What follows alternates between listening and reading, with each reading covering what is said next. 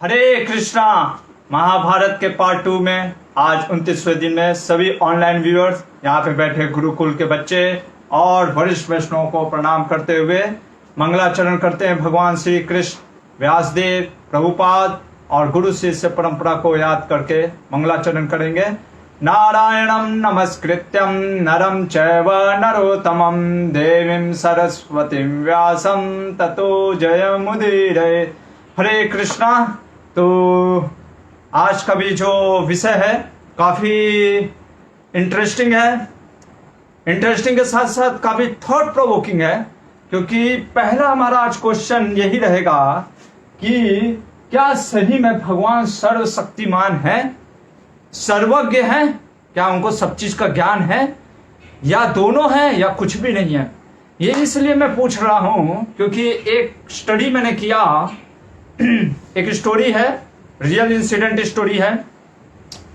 I think waste में कहीं एक प्रीस्ट थे, एक फादर चर्च के, बहुत ही काफी भगवान में लगभग फ्रॉम लास्ट 30 इयर्स वो चर्च में जाते थे, लोगों की सेवा करते थे।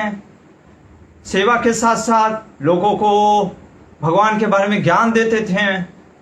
एक दिन क्या होता है कि उनका एक बेटा होता है एंड समहाउ अदर उनके बेटे का एक्सीडेंट में मौत हो जाता है। Now from last 30 years he is practising the spirituality.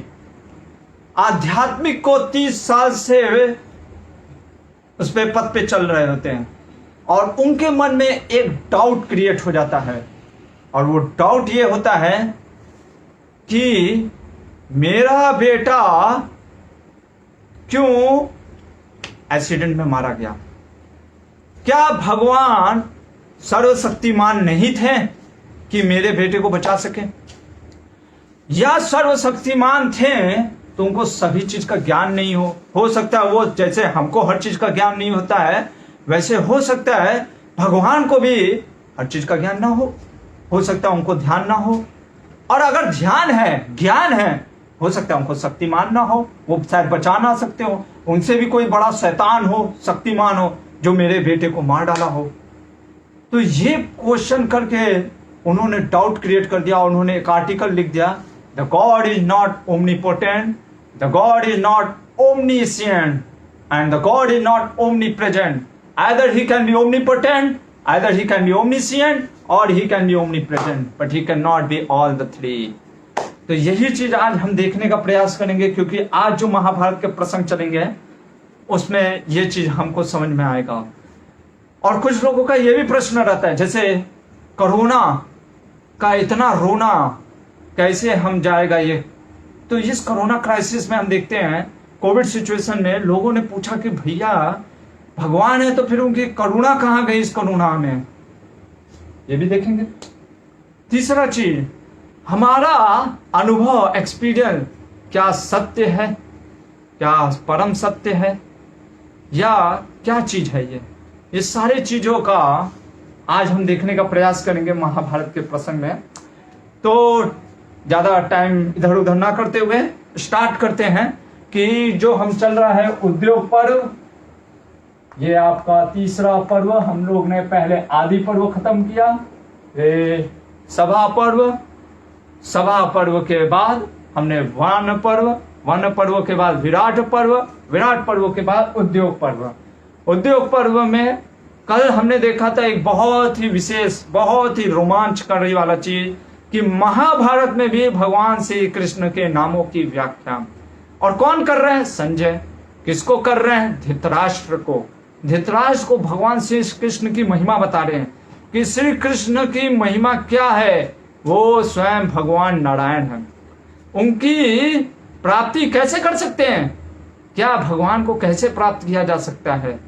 ये संजय बताते हैं कि सिर्फ और सिर्फ केवला भक्ति से भगवान को प्रसन्न किया जा सकता है। और भगवान के बारे में समझ कैसे सकते हैं?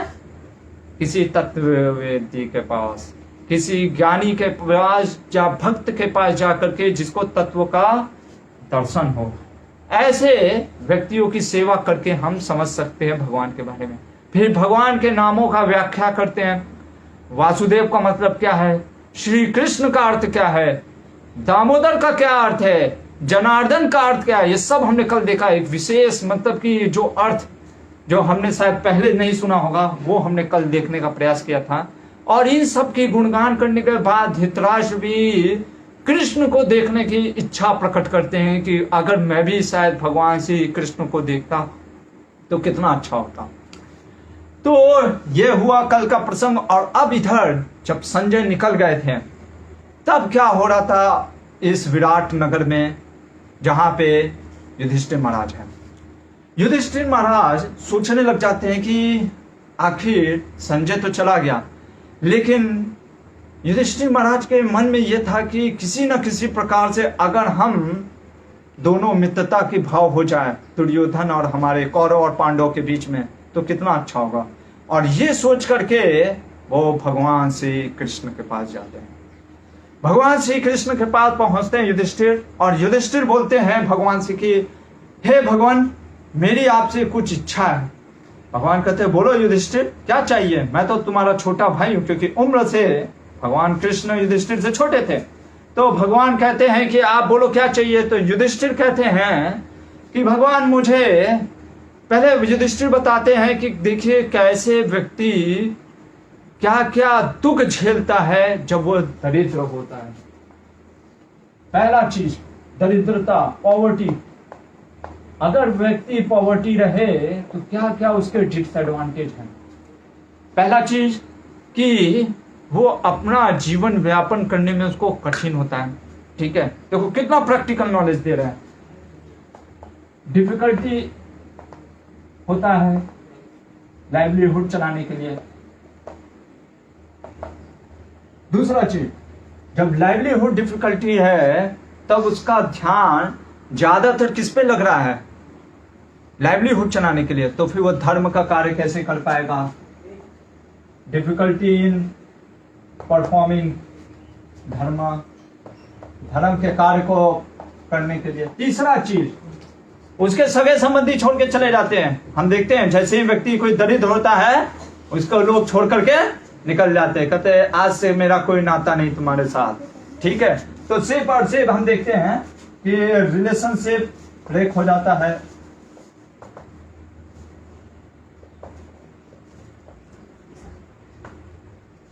ऐसे करके वो बताते हैं निर्धनता के, दरिद्रता के, पॉवर्टी के क्या क्या डिसएडवांटेजेस हैं।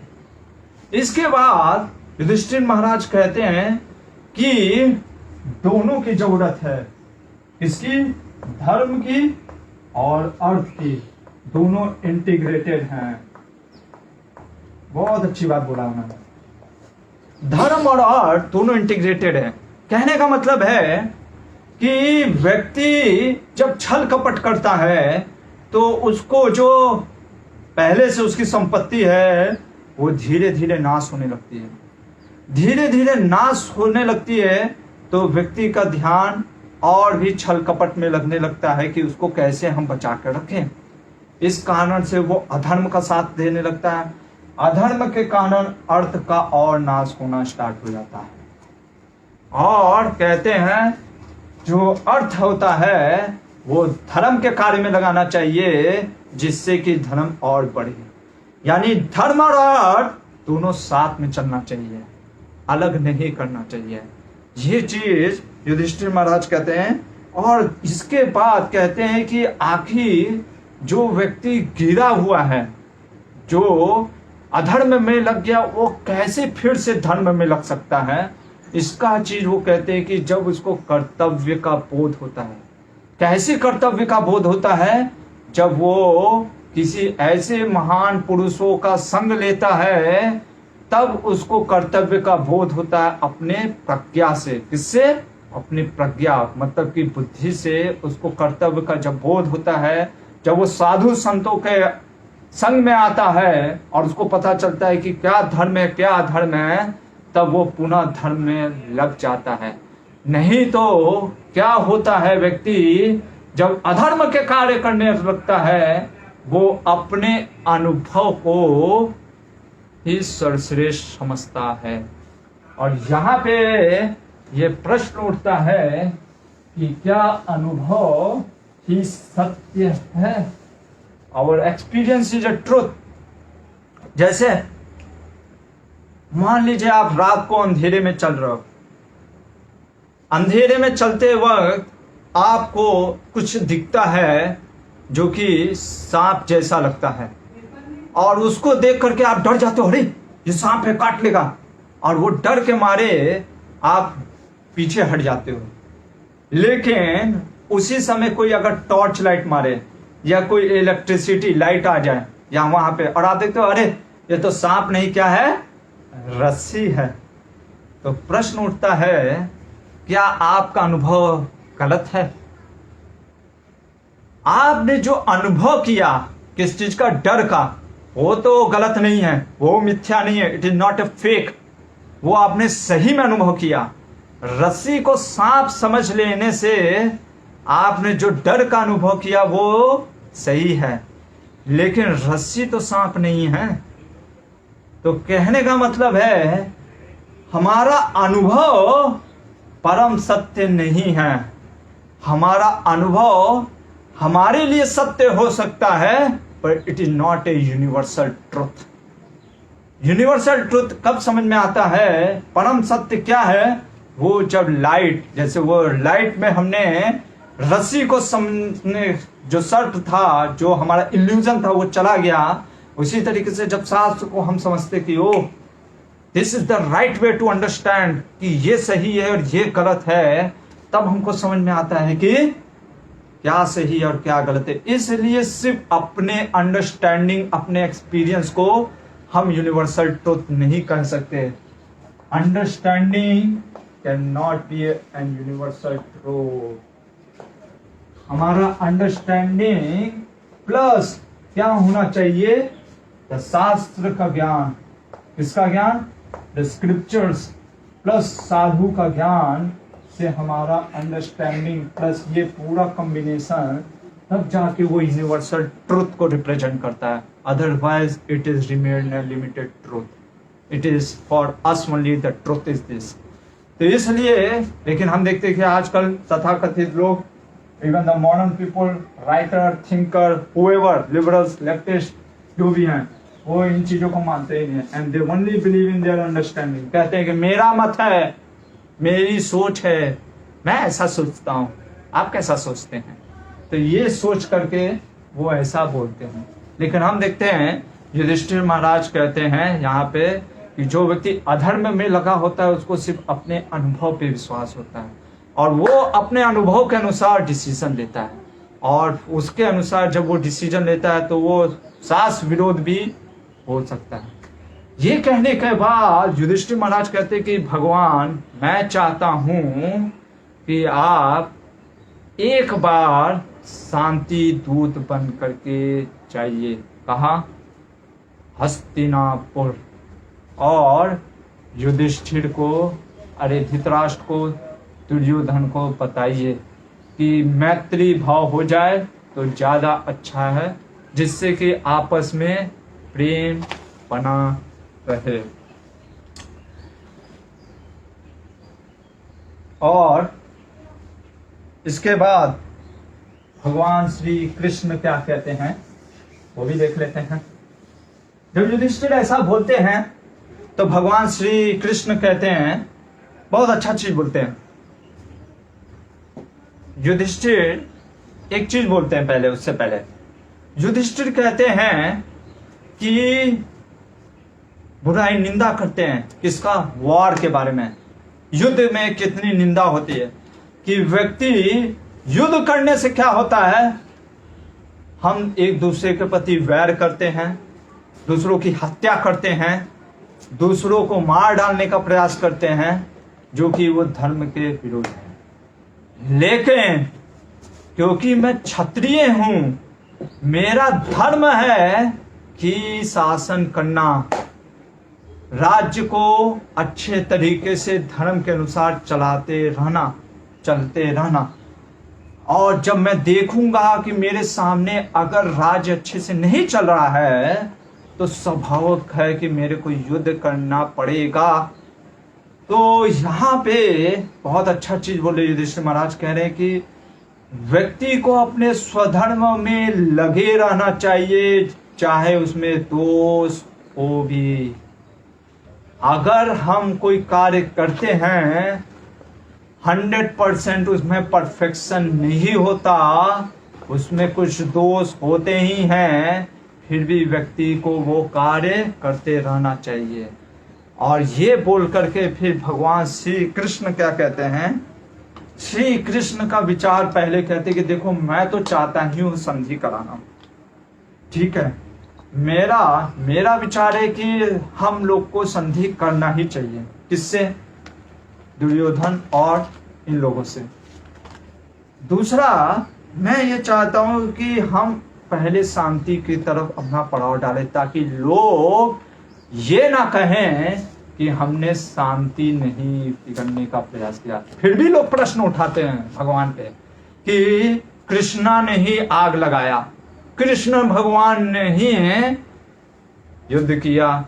प्रश्न हम आज वो भी उठाएंगे, क्या भगवान कृष्ण युद्ध को रोक सकते थे, हाँ या ना, वो भी दिखेंगे। तो भगवान कहते कि उन निंदाओं से बचने के लिए भी, क्योंकि 5000 साल बाद लिबरल जैसे लोग आएंगे जो हमारे ऊपर क्वेश्चन उठाएंगे कि हमने युद्ध करने से रोका नहीं, तो इसलिए हमें युद्ध को रोकने का पूरा प्रयास करना चाहिए।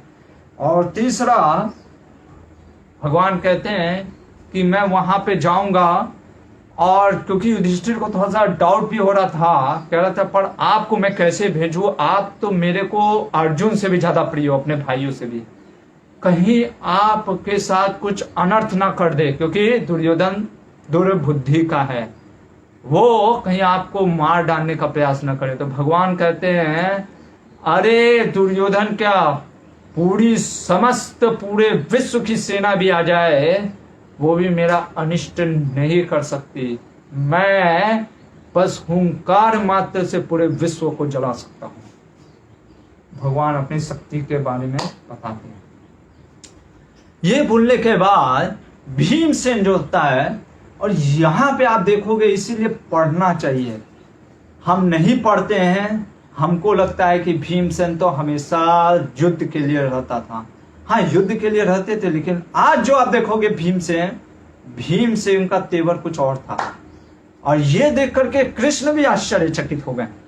तो भीम क्या बोलता है, भीम कहता है भगवान कृष्ण को कि हे भगवान, आप कौरवों के बीच में वैसे ही बात करना। देखो ये भीम बोल रहा है, मैं नहीं बोल रहा हूं, भीम। अब देख लो 74.1 में पहले ही वर्ष पहला ही व्यासदेव बता रहे हैं कि पहला चीज वो बोल रहा है कि भगवान आप कौरवों के बीच में जब जाइएगा तो शांति स्थापित करिएगा, ऐसा बोलिएगा जिससे कि शांति की स्थापना हो। युद्ध की बात सुनकर उन्हें भयभीत ना करिएगा, मतलब कि युद्ध की चर्चा मत करिएगा, सिर्फ शांति की बात करिएगा। कौन बोल रहा है? युधिष्ठिर महाराज नहीं, भीमसेन बोल रहा है। और इसके बाद कहता है, हम देखो इतना मतलब भीम बोल सकता है, मैं भी आश्चर्य हो गया। हम सब लोग नीचे पैदल चलकर नम्र होकर दुर्योधन का अनुसरण करते रहेंगे, परंतु हमारे कारण से भरत वंशियों का नाश ना हो। या पढ़ो जाके अगर मौका मिले, कि भीम कह रहा है कि हम पैदल चल करके दुर्योधन को अपना राज्य सम्राट मानेंगे। हमें अगर वो 5 गांव भी दे देगा उसके अधीन रहेंगे, दुर्योधन ही राजा रहेगा, सम्राट रहेगा। हम बस एक 5 गांवों के, हम 5 भाई वहां पे राज्य करेंगे और सम्राट दुर्योधन ही रहेगा, हम उसके अधीन रहेंगे। कौन ऐसा वचन बोल रहा है? भीम बोल रहा है। और कह रहा है कि पर मैं नहीं चाहता कि हम भाइयों के फूट में पड़ने के कारण दुर्योधन और हमारे में वैर होने से भरत वंशियों का नाश हो। ये कौन बोल रहा है? भीमसेन बोल रहा है। आगे बोलता है, मैं इस प्रकार शांति स्थापना के लिए कह रहा हूं, राजा युधिष्ठिर भी, और ये कह रहा है मैं ही नहीं, युधिष्ठिर भी चाहते हैं शांति, अर्जुन भी चाहता है शांति, हर कोई शांति की प्रस्ताव चाहता है। इसलिए भगवान कृपया करके आप वहां पे नम्र से बोलिएगा, क्योंकि वो दुर्बुद्धि है। कौन? दुर्योधन। उसको कुछ समझ में आता नहीं है। उसको प्रेम से समझाने का प्रयास करिएगा, दंड से नहीं, कि हाँ युद्ध से भयभीत भी मत करिएगा। हाँ कहिएगा चलो भाई आराम से दे दो, आप खुश मैं भी खुश। ये भीमसेन बोल रहा है, जो कि इसको क्रोध इतना आता है। ये देख करके भगवान भी आश्चर्य हो गए और भगवान कहते हैं कि अरे तुम भीमी है ना। भगवान ऐसे करते हैं जैसे कि कहते मैं, और भगवान ऐसे खुद बोले यहाँ पे कि मेरे को आज ऐसा लग रहा है कि सूर्य कहीं पूर्व की जगह छोड़ के पश्चिम से तो नहीं ना निकल गया, क्योंकि तुम ऐसी बात कर रहे हो। मैंने तुमको ऑब्जर्व किया। ये देखो भगवान हर एक को कहना प्रेम पूर्वक से उनको देखते हैं। भीम को कहते हैं कि मैंने तुमको देखा है कि तुम एकांत में बैठ करके जोर जोर से सांस लेते हो क्रोध के कारण। जैसे जब हम क्रोधी हो जाते तो हमारी सांसें तेज होने लगती हैं, और तुमको देख करके कुछ लोग सोचते कि अरे ये पागल है क्या। ठीक है, फिर मैंने देखा तुम्हारी बाहें कई बार टेढ़ी रहती है, तुम उबट को चबाते रहते हो क्रोध के कारण। तुम वो हो जो ये आदेश करते थे हमेशा कि अरे सूर्य पूर्व से निकल जाए या सारे नक्षत्र अपनी परिक्रमा छोड़ दें, फिर भी मैं उस दुर्योधन को गदा से मार करके उसकी मरण उसको पहुंचा दूंगा। और वो आज भीमसेन ऐसी बात कर रहा है, गदा की जगह छोड़ करके गले लगाना चाह रहा है उस दुर्योधन को। ये जब भगवान बोलते हैं तो भगवान कहते हैं मेरे को लग रहा है तुम डर गए क्या भीम से, दुर्योधन के गदा से। तो भीम कहता है, अब ये भीम की प्रेम है किससे? भगवान से। हम नहीं बोल सकते। भीम कहता है सुनो वसुदेव वासुदेव, मैं दुर्योधन से डरा नहीं और तुम ये भी जानते हो। और कहता कि सत्पुरुष कहें कि अपनी व्याख्या, अपने गुणों की व्याख्या नहीं करना चाहिए। देखो क्रोध में भी उसको सत्पुरुषों की याद है, क्योंकि कई बार हम देखते हैं ना, जैसे मैंने कल बताया था फ्लैटरिंग, लोगों का अपना मतलब कि गुब्बारे की तरफ फूलने का बहुत आदत हो जाता है कि अरे देखो मैंने क्या किया, देखा मेरी वजह से ये सब कुछ हुआ है। और कोई अगर नहीं बताता है तो कहता है प्रभु जी जरा बताइए तो किसकी वजह से हुआ है।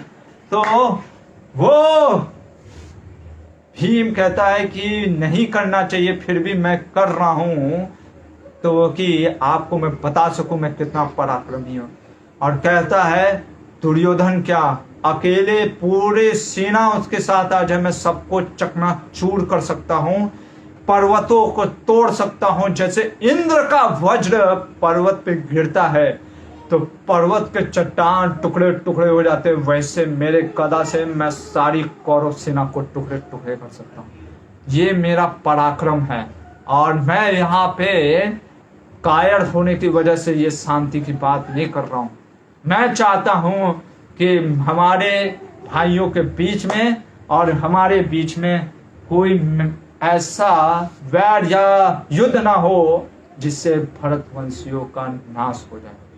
और जब भीमसेन ऐसा बोलते हैं और कहते हैं यदि समस्त संसार अत्यंत कुपित होकर मुझ पर आक्रमण करे तो भी मुझसे भय नहीं है, किंतु मैंने जो शांति का प्रस्ताव किया है ये केवल मेरा सौहार्द है, ये मेरा सौहार्द है, ये मैं दया के कारण कर रहा हूं। ऐसा मत समझो वसुदेव नंदन कि मैं ये कोई कायर के कारण कह रहा हूं शांति की बात। और भगवान तो उनको बस देखना चाहते थे, टेस्ट करना चाहते थे। उसके बाद भगवान भी बोलते हैं कि देखो श्री कृष्ण भगवान आश्वासन देते हैं, कहते हैं एक क्षत्रिय को कभी भीख नहीं मांगना चाहिए। और यहाँ पे भगवान कहते हैं, देखो भगवान ही कहे जो हमारा राइट होता है वो कई बार उसके लिए हमको लड़ना पड़ता है। भीख में आपको दया मिलती है, आपका अधिकार नहीं मिलता है। और क्षत्रिय को तो कभी भी भीख मांगना नहीं चाहिए, उसको हमेशा अपने बल से, अपने पराक्रम से उसको लेना चाहिए। मैं इसलिए ऐसा बोला भीम, क्योंकि मैं चाहता था कि तुम्हारे अंदर भी कहीं कायरता या किसी वक्त ये मत सोच लेना कि अरे मैं हरा पाऊंगा कि नहीं। इसलिए मैंने तुमको ये चीज के लिए प्रेरणा दी। और यहाँ पे भगवान एक चीज कहते हैं, एंडेवर एंड डेस्टिनी का कॉन्सेप्ट बताते हैं स्वयं भगवान। और यहाँ पे भगवान कहते हैं, जो कि गीता के 2.47 में भगवान ने बोला है। कौन सा श्लोक है? कर्मण्येवाधिकारस्ते मा फलेषु कदाचन मा कर्म फल हेतु भूमा ते संगोस्त्व कर्मणि। तो भगवान क्या बोलते हैं? कर्मण्येवाद, इसको सब पूरा दुनिया भारत में जानता है, कर्म ही पूजा है। और उसका अर्थ अनर्थ के रूप में निकाल लेते हैं। कर्म ही पूजा है, ओ कर्म ही पूजा है। कर्म ही पूजा है तो फिर चोरी करना भी तो कर्म है, क्या वो भी पूजा है? सोचना चाहिए। इसका वास्तव में अर्थ क्या है, भगवान जो यहाँ पे बता रहे हैं, कर्मण्येवाधिकारस्ते, कि कर्म करते रहो, फल की इच्छा ना करो। और फल की जब इच्छा नहीं रहेगी, जैसे आपने लगाया पेड़ और आम का, तो आप सोचते हो कि अरे आम आएगा, आम आएगा, हापुस आम आएगा, या लंगड़ा आम आएगा, मालदा आम आएगा। हम ये सोच करके आम का पेड़ लगाते हैं। हो सकता है आम का पेड़ लगाते वक्त आप अच्छे से बो आम को, सींचो आम को। हो सकता है 80 आम हो, 800 आम निकले, या कोई आम ना निकले, ये भी हो सकता है। तो भगवान कहते हैं उसकी फल की चिंता ना रखते हुए अपना धर्म करो। आम का पेड़ लगाना तुम्हारा धर्म है, तुमने लगा दिया। लेकिन क्या होता है, जब फल की चिंता ही नहीं रहती है तो लोग कहते हैं अरे जब फल ही नहीं मिलेगा तो फिर आम क्यों लगाएं, फिर आम का पेड़ क्यों लगाएं? तो भगवान वही कहते हैं, माँ फलेषु कदाचन माँ कर्म फल हेतु भू माँ ते संगोस्तु कर्मणि। हे अर्जुन, तुम फल की चिंता बिना किए कर्म करते रहो, क्योंकि फल तुम्हारे अधिकार में है ही नहीं। 80 आम आएगा या 800 आम आएगा, ये डेस्टिनी, देव का भी कारण है।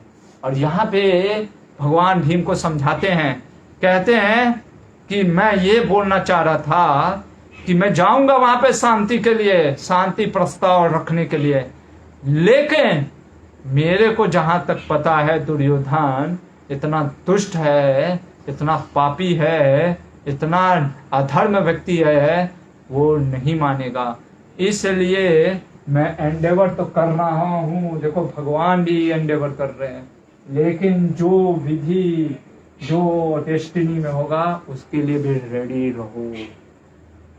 हो सकता है फसल अच्छे से हमने की है, बीज अच्छे से डाला, खेत उपजाऊ है, वर्षा भी हुआ, लेकिन फिर भी कुछ नहीं निकला। हो सकता है।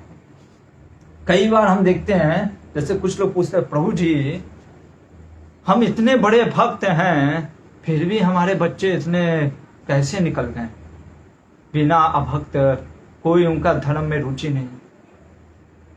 या कई बार हम देखते हैं अभक्त के घर में भी, जैसे हिरण्यकशिपु के घर में कौन निकल गया? प्रहलाद महाराज। ऐसा कैसे हो सकता है? ऐसा हो सकता है क्योंकि ये दोनों का, यही भगवान बोल रहे, पुरुषार्थ और दैवत्व, दोनों का जरूरत पड़ता है। यदि हम पुरुषार्थ करना छोड़ दें, ये सोच करके देवों में ये लिखा है अब क्या करें, हो सकता है आपका एंडेवर भगवान चाहते हो, और सिर्फ आपके एंडेवर से ही सब कुछ नहीं मिलेगा, ये भी भगवान कह रहे हैं। तो इसलिए व्यक्ति को अपने पुरुषार्थ करते रहना चाहिए, और पुरुषार्थ करते करते फिर देवत्व मिलना चाहिए। जिसने पसीना बहाया है वही कह सकता है कि जो लकीर में लिखा है ना, भाग्य में जो लिखा ना साहब, वही मिलेगा। तब वो बोलने में अच्छा लगता है, क्योंकि वो पसीना बह रहा है और तब कह रहा है तो अच्छा लगता है। लेकिन अगर जिसने पसीना बहाया ही नहीं है और वो ये कह दे जो भाग्य में लिखा है वही मिलेगा, तो भगवान कहेंगे अरे तेरे भाग्य में लिखा था मैंने, पर तूने पसीना बहाया ही नहीं। जैसे कुछ हमारे गुरुकुल के बच्चे कहते हैं 40% का प्रयास करेंगे और कहेंगे प्रभु जी किसी तरीके से 80% मिल जाए, ठीक है। क्यों? क्योंकि उनको लगता है कुछ तो मेरा कल हो जाएगा, एक्स्ट्रा ऑर्डिनरी हो जाएगा हमारे जीवन में। कुछ तो भगवान जैसे गोवर्धन को मिराकल उठा दिए, या कुछ तो मिराकल कर देते हैं ना। जब हम सुनते हैं कि चैतन्य महाप्रभु आम ऐसे डाले और आम का पेड़ निकल गया, तो हम भी सोचते कुछ तो ऐसा होगा कि प्रभु जी पेपर गलत चेक कर देंगे और 40 की जगह पे 80 मिल जाएगा। और हम हमेशा ये सोच के मिराकल के सोच करके बैठे रहते हैं। लेकिन भगवान कहते हैं मिराकल होगा पर तुम्हारे जीवन में नहीं होगा, क्योंकि तुमने और कार्य ही नहीं किया है एंडेवर। तो यहाँ पे भगवान ये चीज बताते हैं कि एंडेवर के साथ साथ डेस्टिनी की भी जरूरत पड़ता है, दोनों साथ में चलना चाहिए। इसके बाद अर्जुन बोलता है भगवान को, क्या बोलता है अर्जुन? अर्जुन कहता है भगवान मैं भी चाहता हूं कि आप शांति दूत बन के जाइए और उसको समझाइए। किसको? धृतराष्ट्र को, दुर्योधन को। और कहते हैं कि धृतराष्ट्र इतना मंद अधर्म में लग गए हैं कि अपने पुत्र के आसक्त में इतना आसक्त हो गए हैं कि उनको कुछ दिख ही नहीं रहा। भी अर्जुन समझाते हैं। फिर उसके बाद नकुल भी समझाते हैं कि आप भी भगवान जाइएगा और उनको बताइएगा। इसके बाद सहदेव और सात्विकी कहते हैं पर भगवान हमारा मत तो यही है, वो समझने वाले नहीं है, आप उनको युद्ध के लिए ललकारिएगा और युद्ध को ललकारते हुए कहिएगा कि हम युद्ध के लिए तैयार रहें। ये होने के बाद जब भगवान निकल रहे होते हैं सभा से, उस समय द्रौपदी वहां पे आ जाती है और द्रौपदी आंख से आंसू बहाते हुए भगवान से बोलती है कि प्रभु मेरे साथ जो हुआ आपको पता ही है।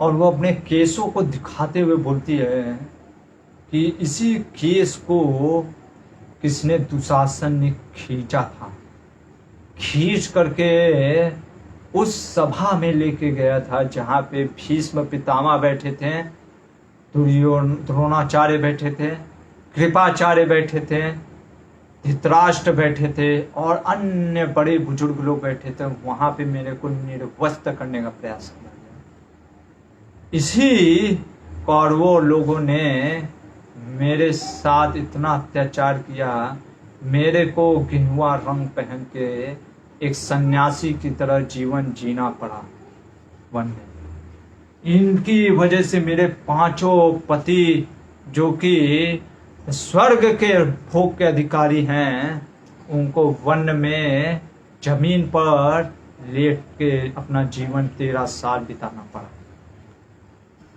ऐसे हमने दुख झेले हैं, ये आपको पता होगा शायद। और ये जब बोल करके वो रोने लगती है, भगवान कहते हैं सुनो द्रौपदी, मैं वचन देता हूं क्या कि सूर्य और चंद्रमा अपने जगह से हिल सकते हैं, नक्षत्र अपने जगह से हिल सकते हैं, पर्वत चूर चूर होके गिर सकते हैं, लेकिन जिन्होंने भी तुम्हारे साथ ये दुर्व्यवहार किया है वो सभी के सभी मृत्यु दंड के भागी हैं। अब यहाँ पे प्रश्न उठता है, एक तरफ भगवान तो बात कर रहे हैं शांति की, शांति दूत बन के जा रहे हैं, दूसरी तरफ वो द्रौपदी को ये वचन दे रहे हैं कि द्रौपदी तुम्हारे साथ जो अन्याय हुआ है उसका न्याय होगा। तो ये कैसे विरोधाभास लगता है? यानी क्या भगवान छल पूर्वक सिर्फ जा रहे हैं शांति दूत बनने के लिए? नहीं, भगवान कहना चाहते हैं, ये चीज समझने का प्रयास करिएगा। भगवान ये करना चाह रहे हैं कि वो प्रयास कर रहे हैं, वो पूरी तरीके से प्रयास करने में लगे हुए हैं कि शांति बना रहे। अगर आप देखोगे, ये है हमारा सनातन धर्म। सनातन धर्म में हमेशा व्यक्ति को एक मौका दिया जाता है कि जिससे कि वो ऊपर उठ सके। आप देखोगे जब भीम ने भी प्रतिज्ञा ली थी तो क्या कहा था, अगर ये लोग दुशासन दुर्योधन आकर के युधिष्ठिर के से क्षमा मांगते नहीं हैं तो इनका मैं सही में वध करूंगा। ठीक है, फिर हम देखते हैं कि ऋषि मुनि चाहे किसी का भी अपराध किया हो, वो जब श्राप भी देते तो उसके बाद जब वो क्षमा वाला जब व्यक्ति क्षमा करने लगता है तो भगवान उसको या ऋषि मुनि क्षमा करके उसको एक मौका देते सुधरने का। क्योंकि आप देखो भगवान हमेशा प्रयास करते हैं कि किसी न किसी माध्यम से वो सुधर जाए।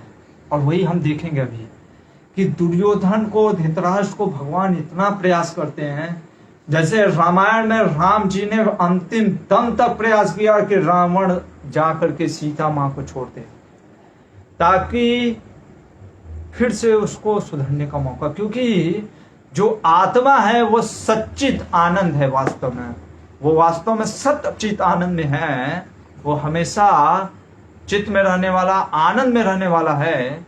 इसलिए भगवान एक मौका देते कि शायद जीवात्मा फिर से अपने पुनः स्थिति को प्राप्त कर ले। तो इसलिए भगवान एक मौका प्रयास कर रहे हैं। और उसके अलावा भगवान ये भी कहते हैं कि द्रौपदी अगर इन लोगों ने नहीं सुधरा तो इनका सर्वनाश होना ही है। ये चीज बोलने के बाद भगवान वहां से निकलते हैं। और निकलते वक्त भगवान, देखो यहाँ पे भगवान पैदल जा रहे हैं, पद यात्रा करते हुए, रथ यात्रा नहीं, पद यात्रा करते हुए पैदल हजारों सैनिकों के साथ। सात्यकी, कृतवर्मा उनके पीछे, रथ के पीछे हैं। और वो निकलते हैं। रास्ते में भगवान को ऋषि मुनि मिलते हैं और ऋषि मुनि कहते हैं कि भगवान, हम आपके उन वचनों को सुनने का प्रयास करना चाहते हैं, आपके दर्शन से के लिए हम बस यहाँ पे आए। और अब आप हस्तिनापुर में जब उन वचनों को बोलेंगे, कौन से वचनों को, जो वचन हम सुनना चाहते, सोचो भगवान, क्योंकि आज बोलेंगे अर्थ और धर्म के ऊपर, तो उन वचनों को हम सुनने के लिए हम हस्तिनापुर की उस सभा में मौजूद रहना चाहते। अभी हम आपका आशीर्वाद लेकर के निकलते हैं। वहां से जब वो निकल जाते हैं, फिर वो हस्तिनापुर में जब पहुंच रहे होते हैं तो धृतराष्ट्र को पता चलता है कि भगवान आ रहे हैं शांति दूत बन करके। ये इसके मन में क्या आता है कि let us tempt Krishna, tempt Krishna. और यहाँ पे आप देखोगे, पढ़ोगे भी, साफ साफ लिखा है कि वो कहता है कि जाओ भगवान को रथ से, हजार हाथियों से, रास्ते में फूलों की वर्षा करते हुए, सोना चांदी का दान करते हुए, यहाँ तक कि इसमें लिखा है कि चाइना का जो प्रोडक्ट है सिल्क, वो सब भगवान को दान करो।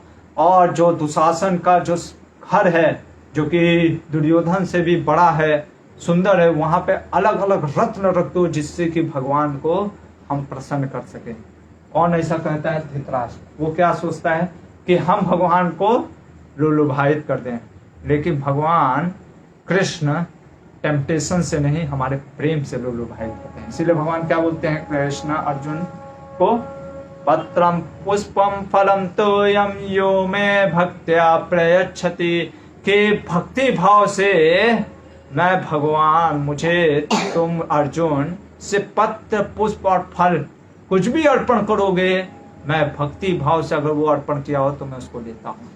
तो यहाँ पे ये भक्ति भाव नहीं था, ये साफ साफ विदुर जी बोलते हैं वहीं पे।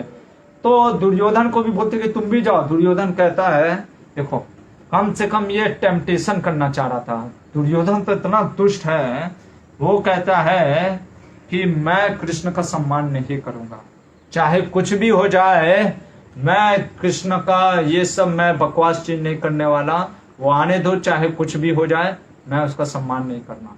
और वो वहां से निकल जाता है।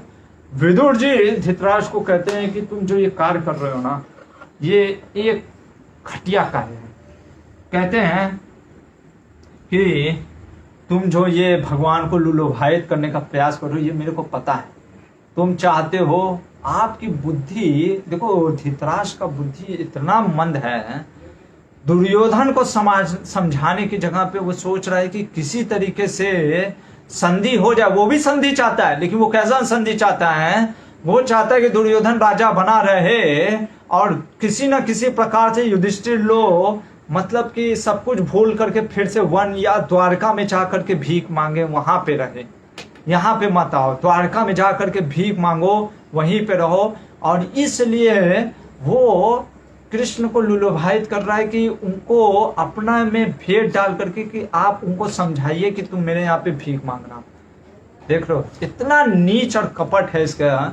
विदुर कहते हैं कि मेरे को तुम्हारी नीचता और कपटता पे इतनी हंसी भी आ रही है और क्रोध भी आ रहा है कि तुमको इतना समझ नहीं है कि अपने दुर्योधन को समझाने की जगह पे तुम क्या कर रहे हो, पांडा फोड़ रहे हो, तुम भेद लगाने का प्रयास कर रहे हो।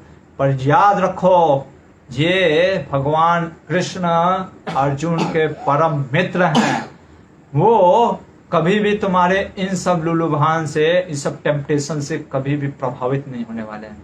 और वही हुआ जब भगवान को दिया गया ये सारी चीज, तो भगवान ने कहा कि ये सब मुझे कुछ नहीं चाहिए। वो वहां पे आते हैं, सभा में बैठते हैं, थोड़ा सा आदर सत्कार लेते हैं, फिर वहां से उठ करके निकलने लगते हैं। कहते हैं मेरे को नहीं चाहिए। धृतराष्ट्र कहते हैं कि आप चाहिए दुशासन के घर में रहिएगा। भगवान कहते हैं मेरे को वो भी नहीं चाहिए। और वो जा करके मिलने चले जाते हैं कुंती से। और जब कुंती से मिलते हैं तो कुंती, देखो कुंती की धैर्यता के बारे में व्यासदेव ने कहा कि ये सातों चीज में से एक चीज मैं बताऊंगा, कुंती की धैर्यता। कुंती की धैर्यता इतनी महान है, कुंती यहाँ पे रोती है। इससे अपने भगवान के पास, क्योंकि भगवान के पास हम रो सकते हैं। और वो कृष्ण के सामने रोते हुए कहती है कि मैंने जीवन में क्या क्या नहीं दुख झेला। मेरे पिता कौन थे? आप ही के पिता, मतलब आपके पिता के पिता थे सूरसेन, मेरे भी पिता थे। पर उन्होंने मेरे को त्याग करके कहाँ दे दिया? अपने भाई कुंती भोज को मैंने स्वीकार कर लिया। पहले मेरे सही में पिता जो थे उनको मेरे को त्यागना पड़ा। फिर वो बोलती है वहां पे कि, क्योंकि भगवान से कुछ नहीं छिपाती है, कि मैंने दुर्वासा मुनि की तपस्या से मैंने उनकी तपस्या की, उनकी सेवा की, उससे प्रसन्न होकर दुर्वासा मुनि ने मेरे को ऐसा वरदान दिया कि आप किसी भी देवता को बुलाओगे वो आ जाएंगे। हम हमेशा बात करते हैं कर्ण की, दुख की, लेकिन आप देखो कर्ण का दुख तो कुछ नहीं था। कर्ण का क्या दुख था? वो तो अतिरथ था, अतिरथ के यहाँ जन्म लिया, फिर उसके बाद उसके माता पिता उसको मिल गए, राज्य दे दिया, अंग देश का, सब कुछ तो था। कुंती का जीवन देखो क्या तपस्या है। इसीलिए प्रथम स्कंद के 8वें अध्याय में श्रीमद् भागवतम, जो कि अमलम पुराणम है, कौन बोल रहे हैं? श्री चैतन्य महाप्रभु। ऐसा अमलम पुराणम, इसी श्रीमद् भागवतम का प्रचार करने के लिए आज ही के दिन श्रील प्रभुपाद जी पहुंचे थे अमेरिका में। आज ही का वो दिन है जब अमेरिका में पहुंचे। उनसे किसी ने पूछा कि आप अमेरिका अकेले जा रहे हैं? कि मैं नहीं जा रहा हूँ, ये श्रीमद् भागवतम ग्रंथ जा रहा है, मैं उसके पीछे जा रहा हूँ। तो इस भागवत ग्रंथ का, भागवत का प्रचार करने के लिए श्रील प्रभुपाद जी वृंदावन छोड़ करके पूरी दुनिया में वृंदावन स्थापना करने के लिए आज के दिन अमेरिका में पहले आज पहुंचे थे। तो वो श्रीमद् भागवतम जिसमें सारी कैटव्य धर्म को, धर्म प्रोज्जित कैटवत परमो निर्मत्सराणाम सताम, ऐसा सारे धर्म को त्याग करके भागवत धर्म और उसका अनुसरण, और उसको पढ़ता कौन है? सभी लोग पढ़ते हैं, इवन दो निर्मत्सराणाम, जो परम हंस लोग हैं उसका पढ़ते हैं। वो श्रीमद् भागवतम के जिसको व्यासदेव ने लिखा अपने, कब? जब भगवान कृष्ण की उनको सिर्फ प्रशंसा लिखनी थी। उस समय भगवान श्री कृष्ण की सिर्फ प्रशंसा लिखने के लिए उन्होंने भागवत धर्म लिखा। वो महामुनि कृते के द्वारा ऐसा पर धर्म लिखा गया है जिसको पढ़ने से मात्र व्यक्ति के तापत्रयोन्मूलन, जो भी ताप है, जो भी दुख है, सब दूर हो जाता है। उस श्रीमद् भागवतम में सबसे पहले अगर किसी की प्रार्थना, किसी का प्रेयर्स हम देखते हैं तो वो कुंती महारानी का। तो ये कुंती महारानी अपने भगवान के सामने कहती हैं कि मेरे को जबरदस्ती भगवान सूर्य ने क्या कहा, तुम्हें मेरे से एक पुत्र लेना पड़ेगा। मेरे को पुत्र लेना पड़ा, मेरे को अपना लाज बचाने के लिए किसी तरीके से उस पुत्र को देना पड़ा, और उस कारण से मैं आज तक उसके पाप से, जो कि पाप नहीं है, फिर भी वो रोती है। कहती है कि मेरे पिता जल्दी चले गए, फिर मेरे पति पांडु महाराज भी जल्दी ही चले गए, मेरे पुत्र का भी मुझे सुख नहीं प्राप्त हुआ। क्यों? क्योंकि मेरे पुत्र भी हमेशा या तो वन में भटकते रहे, या तो उनको वानावत में जलाने का प्रयास किया गया। और ये सब भी दुख है मेरे। और वो बोलती है कि युधिष्ठिर जैसा धर्मराज होते हुए भी उसको इतना दुख हो रहा है। भीमसेन को जहर खिला के मारने का प्रयास किया गया, वो भीमसेन जिसने हिडिंब को मारा था, बकासुर को मारा था, जटासुर को मारा, कीचक का वध किया है, वो भीम को भी ऐसे ऐसे दुखों से जाना पड़ा। अर्जुन जो कि आपका परम मित्र है, गांडीवधारी अर्जुन, उसकी गांडीव की प्रचंडता से पूरा विश्व कांपता है, उसको, उस धनंजय को भी दुख झेलना पड़ा। कहती है सहदेव जो कि अपने बड़े भाइयों के हमेशा में लगे रहते हैं, उनको दुख झेलना पड़ा। और नहुल जो कि बहुत प्रिय है मुझे, ये दोनों माद्री के पुत्र, देखो क्या संभव है, अपने पुत्रों और दूसरों के पुत्रों, माद्री में कोई अंतर नहीं समझती है।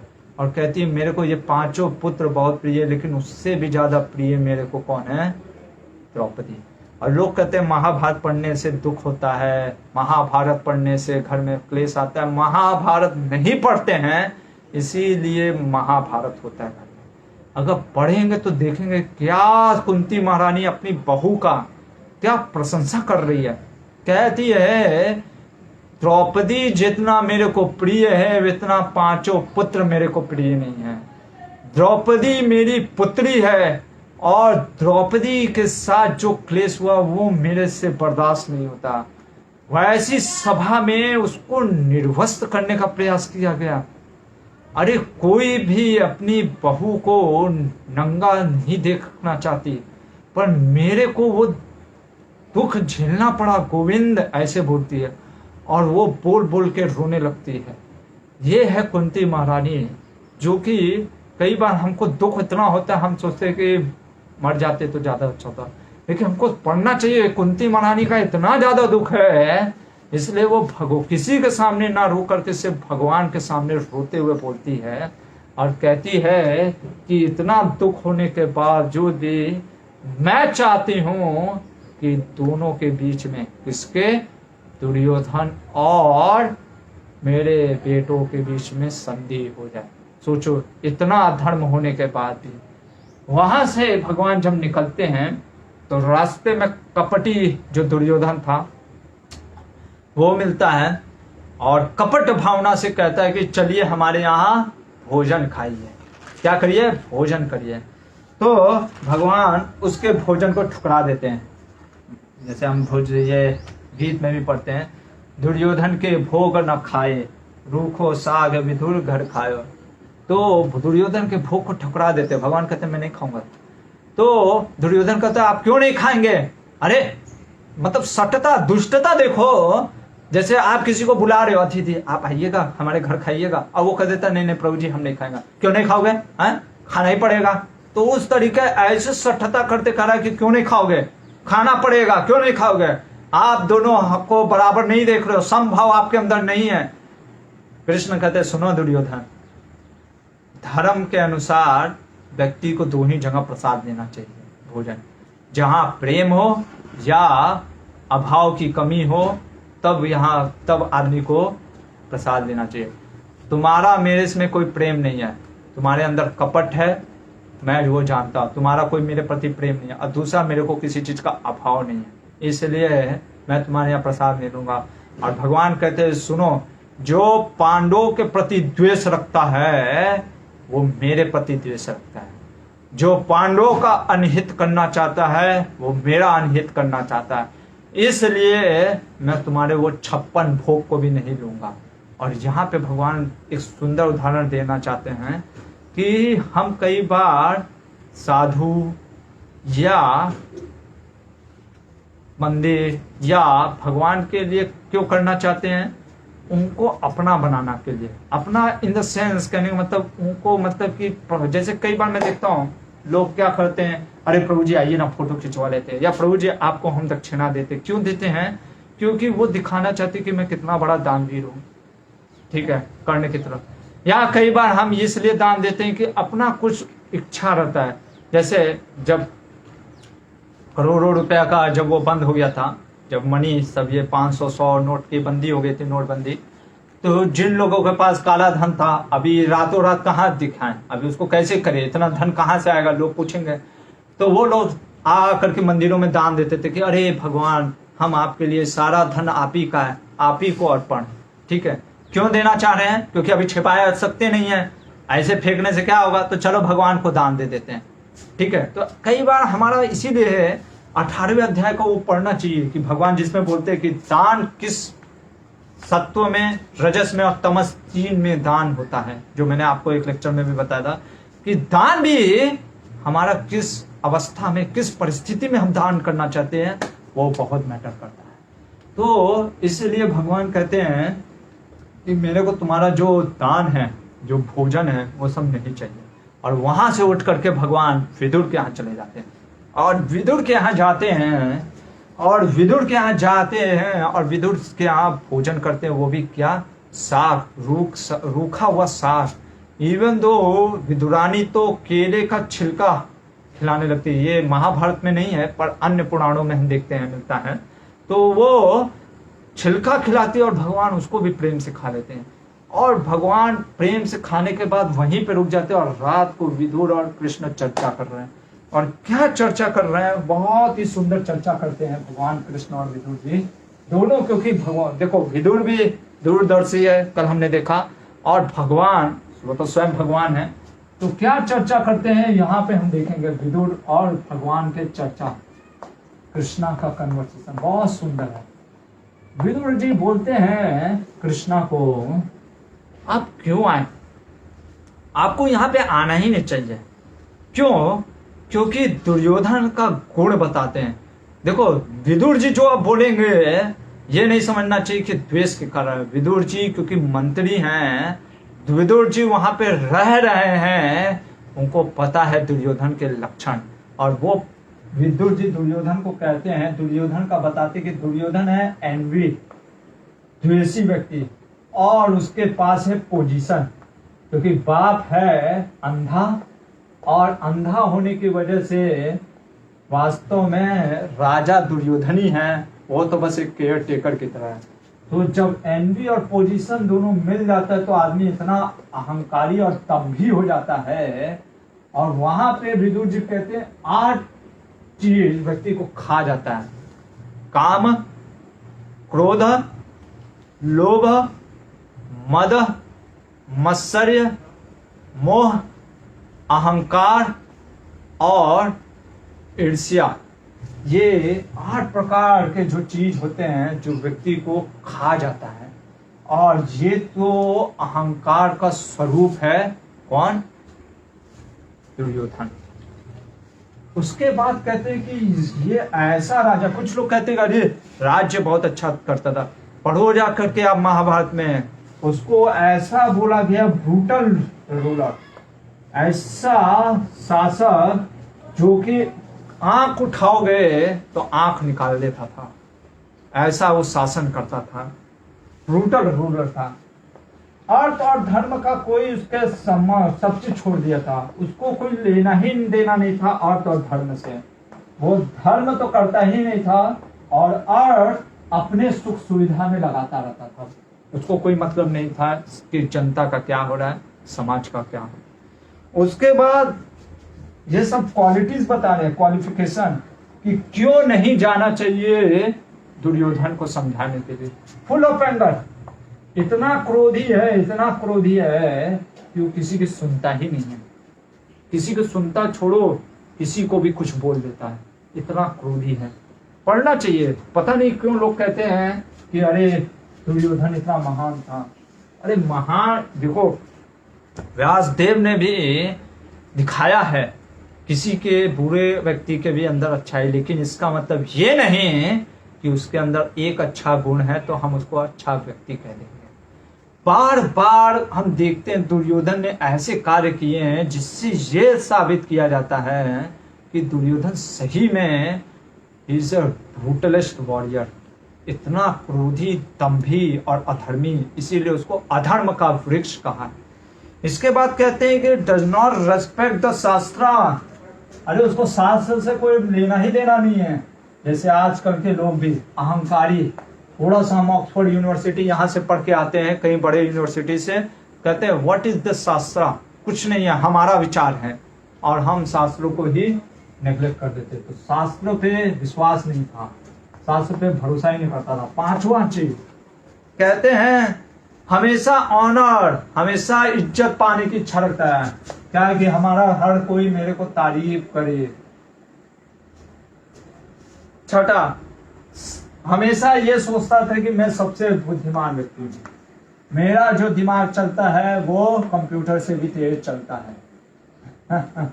उसको ऐसा लगता था। सातवां चीज, वो कभी भी दूसरों के द्वारा जो किया गया अच्छा कार्य है ना, उसका कभी उसको देखता ही नहीं था, एक्नॉलेज ही नहीं करता था। कोई उसके लिए कुछ भी कर दे, वो क्या था, ऐसा मतलब कृतज्ञ व्यक्ति था, उसको दूसरों से मतलब ही नहीं। नो एक्नॉलेजमेंट, कोई एक्नॉलेजमेंट नहीं।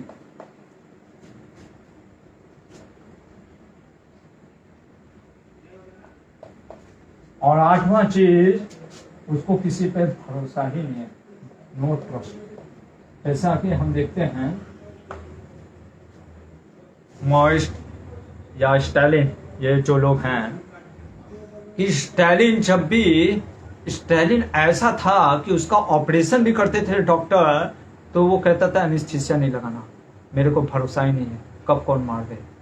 और जहां तक आप पढ़ो, माओवादियों के जो माओइस्ट है, जो माओ है, जो ओरिजिनल माओ है, उसका अगर हम पढ़ेंगे, वो ऐसा व्यक्ति था, ऐसा नरभक्षी था, कोई भी डॉक्टर उसके पास आता था, उसका रिपोर्ट लेकर के वो डॉक्टर डिसअपियर होता था। क्यों?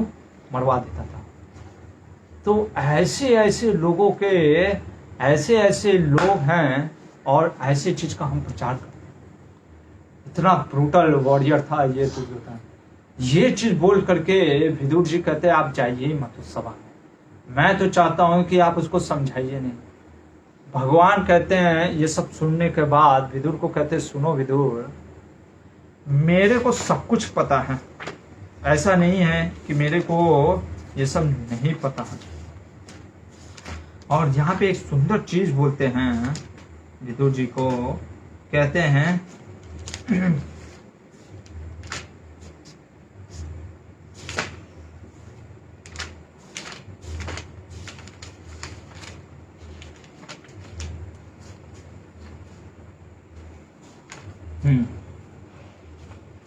मनुष्य यदि अपनी शक्ति भर किसी धर्म कार्य को करने का प्रयत्न करते हुए भी उसमें सफलता ना प्राप्त कर सके, तो भी उसे उसका पुण्य तो अवश्य ही प्राप्त हो जाता है। बहुत सुंदर चीज ये आपका 93.6 में है। यहाँ पे भगवान कह रहे हैं, ये उद्योग पर का 93.6 में है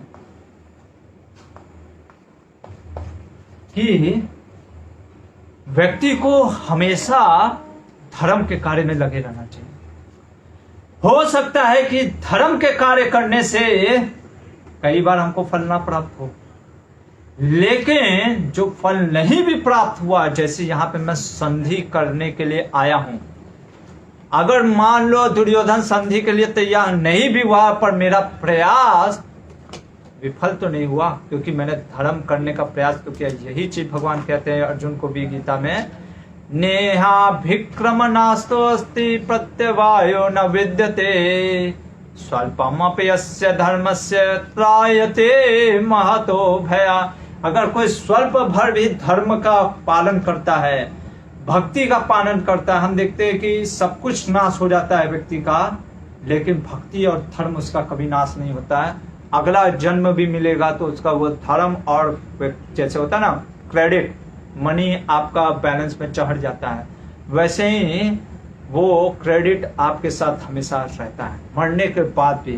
तो इसलिए भगवान कह रहे कि कुछ तो मैंने प्रयास किया धर्म का, इसलिए व्यक्ति को धर्म का प्रयास करते रहना चाहिए, चाहे उस धर्म से उसको फल मिले या ना मिले। और ये बोल करके भगवान कहते हैं कि मैं जानता हूं कि दुर्योधन नहीं सुनेगा, फिर भी मैं उसको सुनाने का प्रयास करूंगा। और ये बोल करके जब रात से सुबह हो जाती है और फिर शकुनी और दुर्योधन स्वयं आते हैं कि धृतराष्ट्र आज आपको सभा में बुला रहे हैं, भगवान कृष्ण संध्या मतलब कि अपने सारे सुबह के कार्यों को करते हुए लिखा है, जप करते हुए भगवान कृष्ण भी अपने आचरणों से यद यद आचरति श्रेष्ठ तत्तदेवे तरोजना, अपने आचरणों से भगवान सिखाते हैं क्या कि व्यक्ति को कैसे कार्य करना चाहिए। और जब भगवान वहां पे प्रवेश करते हैं तो उनके वचनों को सुनने के लिए नारद मुनि, व्यासदेव, कौशिक नंदन, विश्वामित्र मुनि, वशिष्ठ मुनि, कण्व ऋषि, पराशर मुनि, परशुराम, ऐसे करके सारे ऋषि मुनि भी वहां पे उपस्थित होते हैं। और वो सब अपनी अपनी आसन पे बैठ करके फिर धृतराष्ट्र सबसे पहले बोलते हैं कि मैं चाहता हूं कि हमारे और पांडवों के बीच में संधि हो, जो कि बार बार वो बोल रहा है लेकिन वो कुछ कर नहीं रहा है। कई बार हम बोलते हैं पर हमारा एक्शन में नहीं आता है कोई चीज। जैसे कई लोग कहते हैं अरे प्रभु जी हमारा भक्ति बहुत अच्छा चल रहा है, भक्ति, अरे हम हमेशा भजन ही करते रहते हैं, हम कहते हैं माला जप करते, कहते वो तो हम नहीं करते, वो हमारा चलते रहता है। तो इसीलिए हम जो बोलते हैं वो करने में भी आना चाहिए। हमारा सिर्फ जैसे हमने देखा लास्ट टाइम भी कि धृतराष्ट्र इतना कुछ सुना गुड एडवाइस, लेकिन वो गुड एडवाइस सुनने के बाद भी वो एक्शन में तब्दील नहीं हुआ। इतना सुनने पर भी एक्शन में नहीं आया तो इसका मतलब क्या हुआ कि सुना ही नहीं। जैसे कोई बच्चा है, अभी उसको हम बोले ये मत करो, फिर भी वो कर रहा है, तो उसने सुना पर उसने नहीं सुना।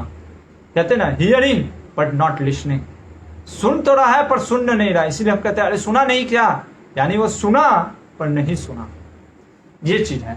तो इसलिए भगवान अब कृष्ण उठ करके बोलते हैं और भाषण देते हैं, बहुत सुंदर वचन बोलते हैं और कहते हैं, वो स्टार्ट करते हैं भगवान बोलना कि सभी राजाओं में जो श्रेष्ठ है वो है कुरुवंश, सभी जो वंशों में श्रेष्ठ है वो कुरुवंश।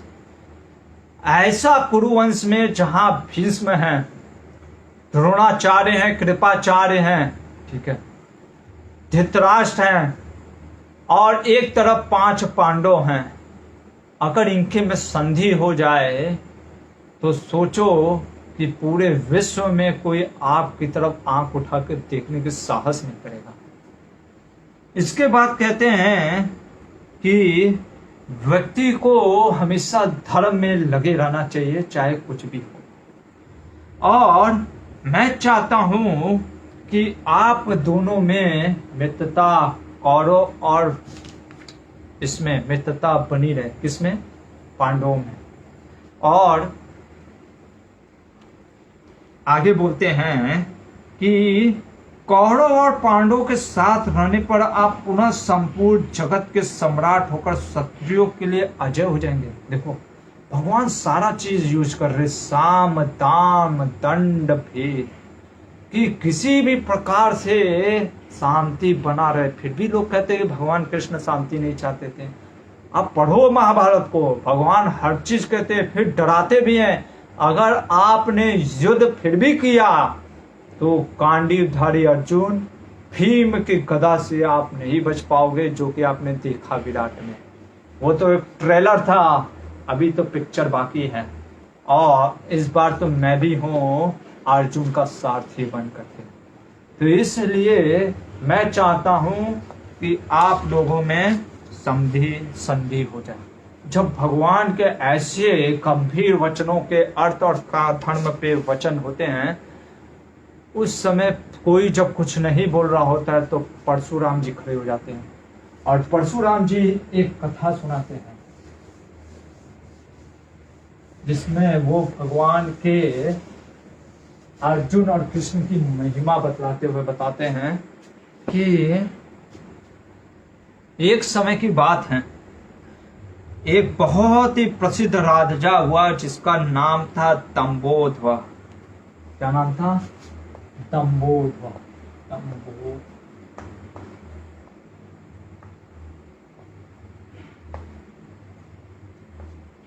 इसको खुजली था।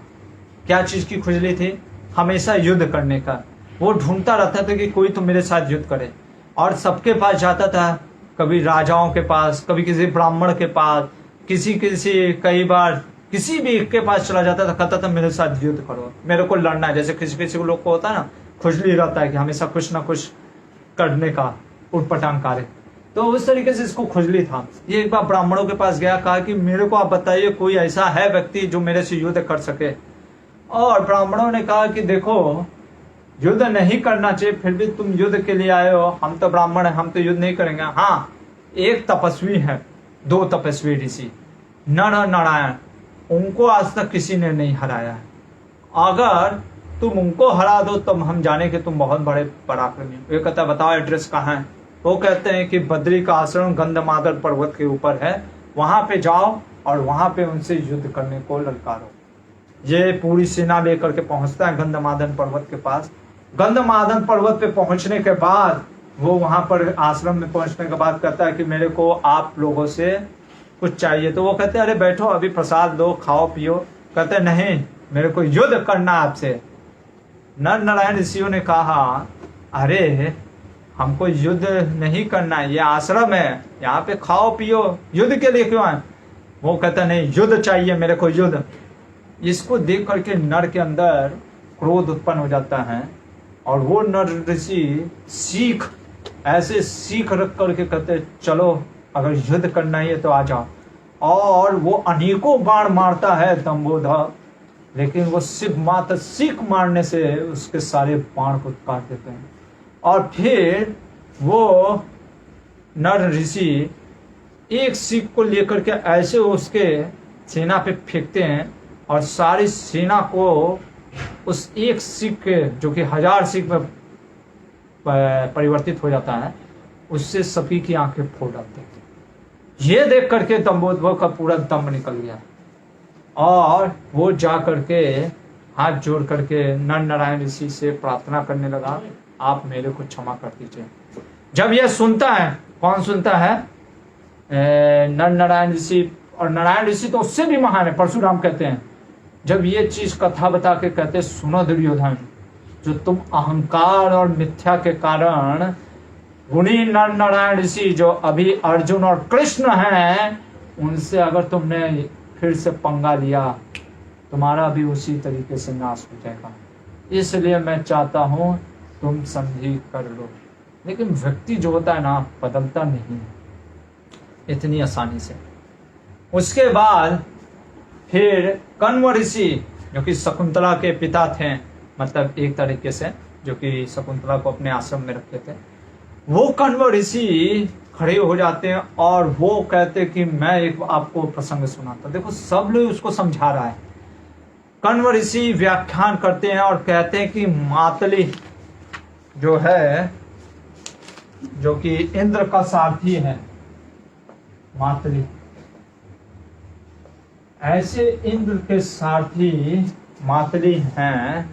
उनकी एक पुत्री थी जिनका नाम था गुणकेशी। गुणकेशी नाम था। बहुत सुंदर, बहुत ही सुशील और धर्म की ज्ञाता थी ये गुणकेशी। इस कारण से क्या होता है, उनको, उसके पिता मातली को कोई ऐसा वर नहीं मिल रहा होता है, चाहे वो देवलोक हो चाहे वो मनुष्य लोक में, कि कोई ऐसा वो वर उनको अच्छा मिल ही नहीं रहा होता है कि जिससे कि वो गुणकेशी का विवाह कर सके। देखो विवाह संस्कार है वो इतना दिव्य है, इतना महान है कि उसके लिए प्रयास करना पड़ता है। एक झटके में कोई ये कहे कि चलो जल्दी हो गया, अब जल्दी से विवाह कर देते हैं। हम देखते हैं ऐसा विवाह में बहुत ही रुकावट या कष्ट आता है। इसीलिए विवाह संस्कार, क्योंकि आपके लिए जिस देव ने रखा है, जो भगवान का प्रसाद है, उसको प्राप्त करने के लिए पसीना बहाना पड़ेगा। और ये सोच करके मातले वहां से निकल करके सोचते कि मैं जाता हूँ अन्य लोकों, नीचे के लोकों में, रसातल, पाताल लोक, वरुण लोक, इस सब में देखने के लिए। तो उनको नारद मुनि रास्ते में मिल जाते हैं, वो इंद्र की सभा से आ रहे होते हैं। उन्होंने कहा कि अरे आप कहाँ जा रहे हैं? वो कहते कि मेरे को अपने पुत्री के लिए एक अच्छा वर ढूंढना है। नारद मुनि कहते चलो मैं तुम्हारा सहायता करता हूँ। वो कहता अच्छी बात है, कोई अच्छा आचार्य, कोई ऋषि मुनि मिल जाए जो कि अच्छे से हमको बता दे तो कोई दिक्कत नहीं। वो जाते हैं और सबसे पहले वरुण लोक में जाते हैं।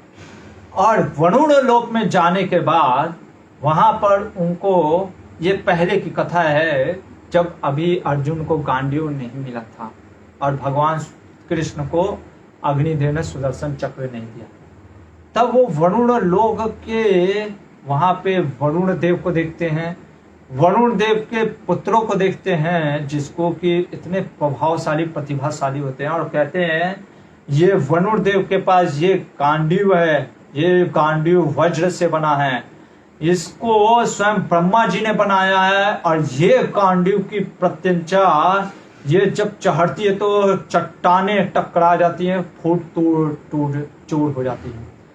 ये गांडीव से अगर कोई युद्ध में किसी को ललकारता है तो उसका सर्वनाश निश्चित ही है सामने वाले का। वही गांडीव की व्याख्या कण्व ऋषि यहाँ पे कह रहे हैं, एक तरीके से बताना चाह रहे हैं, अरे दुर्योधन, वो जो गांडीवधारी अर्जुन है, आज उसके पास वो गांडीव है। फिर बोलते हैं ये अग्निदेव, ये जो सुदर्शन चक्र है, सुदर्शन, जो दर्शन नहीं करता है, जो भगवान के दर्शन को नहीं देखता है, उसको सुदर्शन देखना पड़ेगा। तो वो सुदर्शन जिसमें हजारों सूर्य की तेज है, वो सुदर्शन चक्रपाणी भगवान कृष्ण के आज हाथ में है। फिर उसके बाद वो मातली आगे बढ़ता है, उसको कोई पसंद नहीं आता है। फिर उसके बाद वो नीचे आते हैं, कहाँ? रसातल में। रसातल में आने के बाद, पहले रसातल में आने के बाद वो वहां पे सुरभि, जो वहां पे जो सुरभि निकली थी अमृत से, जब हमें पता है समुद्र मंथन लीला 8वें स्कंद में भागवत में पढ़ेंगे, जब समुद्र मंथन लीला होता है तो एक सुरभि करके गाय निकलती है, और वो गाय, सुरभि गाय जिसका दूध अमृत है, वो सुरभि गाय रसातल में रह करके दूध से सबको उत्पादन करती है। पूरा सागर, जो क्षीर सागर में जो भगवान क्षीरोदक्षाय विष्णु लेते हैं, वो क्षीर सागर में भी वो सुरभि का दूध ही है। वो भगवान की सुरभि के रसातल को देखते हैं, वहां पे लोगों को देखते हैं, उनको भी देख करके उनको प्रसन्नचित नहीं होते ये मात्र। आगे बढ़ते हैं, पाताल लोक में देखते हैं। पाताल लोक में जाने के बाद वो हिरण्यपुर, जो कि वहां पे निवात कवच लोग रहते हैं, ये वही निवात कवच है जिनको अर्जुन ने अकेले हजारों निवात कवचों को मार डाला था, जिससे कि इंद्र भी भयभीत खा रहे थे, भयभीत हो रहे थे। तो वहां पर भी निवात कवचों को देखने के बाद भी ये आगे बढ़ जाते हैं, और बढ़ते बढ़ते ये नागलोक पहुंच जाते हैं। और नागलोक में इनका दर्शन होता है किससे? वासुकी से। ये वही नागलोक है, वासुकी वही है जिसकी मदद से भगवान ने मंदराचल पर्वत का समुद्र मंथन लीला किया था। तो वासुकी को देख करके अनेक नागों के वर्णन करते हैं नारद मुनि, और बताते हैं कि पाताल लोक में जो अनंत से, जो पूरे ब्रह्मांड को अपने फणों पे आधारित रखे हैं, ये अनंत शेष हैं, ये वासुकी है, ये तक्षक है, ऐसे करके अनेक नागों की चर्चा करते हैं। और उसी नागों में से एक नाग को देखते हैं, कौन? सुमुख को। तो सुमुख करके जो नाग होता है, सुमुख करके जो नाग होता है, ये देख करके मातली पूछते हैं ये कौन है। तो नारद मुनि कहते इसका नाम सुमुख है। इसके पिता को अभी कुछ ही दिन पहले गरुड़ जी ने, जो कि सर्प को खाते हैं, इसके पिता को खा लिया था, और इसलिए इसके अभी पिता तो नहीं है, पर हाँ इसके दादा हैं, जो कि जिनका नाम है, आई थिंक कुछ तो है, देखना पड़ेगा। तो इनसे बात करते हैं, तो वो कहते हैं मेरे को यही चाहिए पुत्र, अपने पुत्री के लिए। वो जाते हैं सुमुख के पास और सुमुख से बात करते हैं, और सुमुख कहता है आप मेरे दादाजी से बात करिए। और उनके दादाजी कहते हैं कि मेरे को कोई दिक्कत नहीं है विवाह कराने में, लेकिन प्रॉब्लम क्या है कि गरुड़ जी ने इसके पिता को अभी खा लिया, और वो कह करके गए कि अगले बार आऊँगा, अगले हफ्ते तो इसका भोजन करूँगा। क्या रहेगा, मेरा मेनू में क्या है, सुमुख है, तो इसलिए मैं सुमुख को खाऊंगा। ये सोच करके मैं कैसे अपने पुत्र को आपको लिए दे दूँ, आपकी पुत्री इतनी महान है, आप महान है, आप तो देवराज इंद्र के सारथी हैं, मैं कैसे अपनी इस पुत्री को आपको लिए दे दूँ। ये सोच करके मातली को थोड़ा सा भय भी हो गया, क्योंकि गरुड़ जी कौन है, वो तो स्वयं भगवान के पार्षद हैं, उनको कौन मना कर सकता है। तो वो कहते चलो सुमुख को लेकर के चलते हैं देवराज इंद्र के पास। देवराज इंद्र के पास लेकर के गए तो देवराज इंद्र भी कहे भाई मैं भी कुछ नहीं बोल सकता गरुड़ जी को, गरुड़ जी तो भगवान का पार्षद है, चलो भगवान विष्णु के पास। सभी भगवान विष्णु के पास आते हैं। भगवान विष्णु के पास आते तो देवराज इंद्र बोलते कि भगवान इस सुमुख को गरुड़ जी अगले हफ्ते अपना मेनू डिश बना लिए हैं, लेकिन हम चाहते हैं कि सुमुख को इस मेरी सारथी के पुत्री के साथ विवाह हो। तो भगवान कहते हैं इसमें क्या प्रॉब्लम है, आप जैसा चाहते हैं इंद्र आप करिए, कोई दिक्कत नहीं है। तो इंद्र कहते हैं ठीक है, मैं तुमको आशीर्वाद देता हूँ सुमुख कि तुम्हारा लंबी आयु रहे, और ये बोल करके सुमुख को पहुंचा देते हैं। इधर गरुड़ जी को पता चलता है, गरुड़ जी हो जाते हैं क्रोधित, कहते यार मैंने मेनू डिसाइड कर दिया था कि अब ये मैं खाऊंगा। मेनू जैसे मान लो मैंने सोचा कि पिज्जा खाने का मन कर रहा और पिज्जा की जगह पे कुछ नहीं मिल रहा है तो भूखा मैं रहूंगा क्या, अब मैं नहीं खाऊंगा। क्योंकि जैसे होते हैं ना कुछ बच्चे जिद्दी हो जाते हैं, नहीं मेरे को यही खाना है, नहीं नहीं नहीं नहीं मम्मा मेरे को यही खाना है, खाऊंगा तो यही खाऊंगा नहीं तो नहीं खाऊंगा। तो गरुड़ जी कहते हैं कि मैंने जब निश्चय कर लिया था कि सुमुख को मैं खाऊंगा तो फिर उसको दीर्घायु मतलब कि उसको लंबी आयु का वरदान क्यों देना पड़ा। और वो जाकर के इंद्र से लड़ने लगते हैं और कहते हैं आपने ही, आपकी वजह से आपने भगवान को अपने छल से इस तरीके से कार्य किया, जबकि आप जानते थे कि मैं सुमुख को खाने वाला हूँ।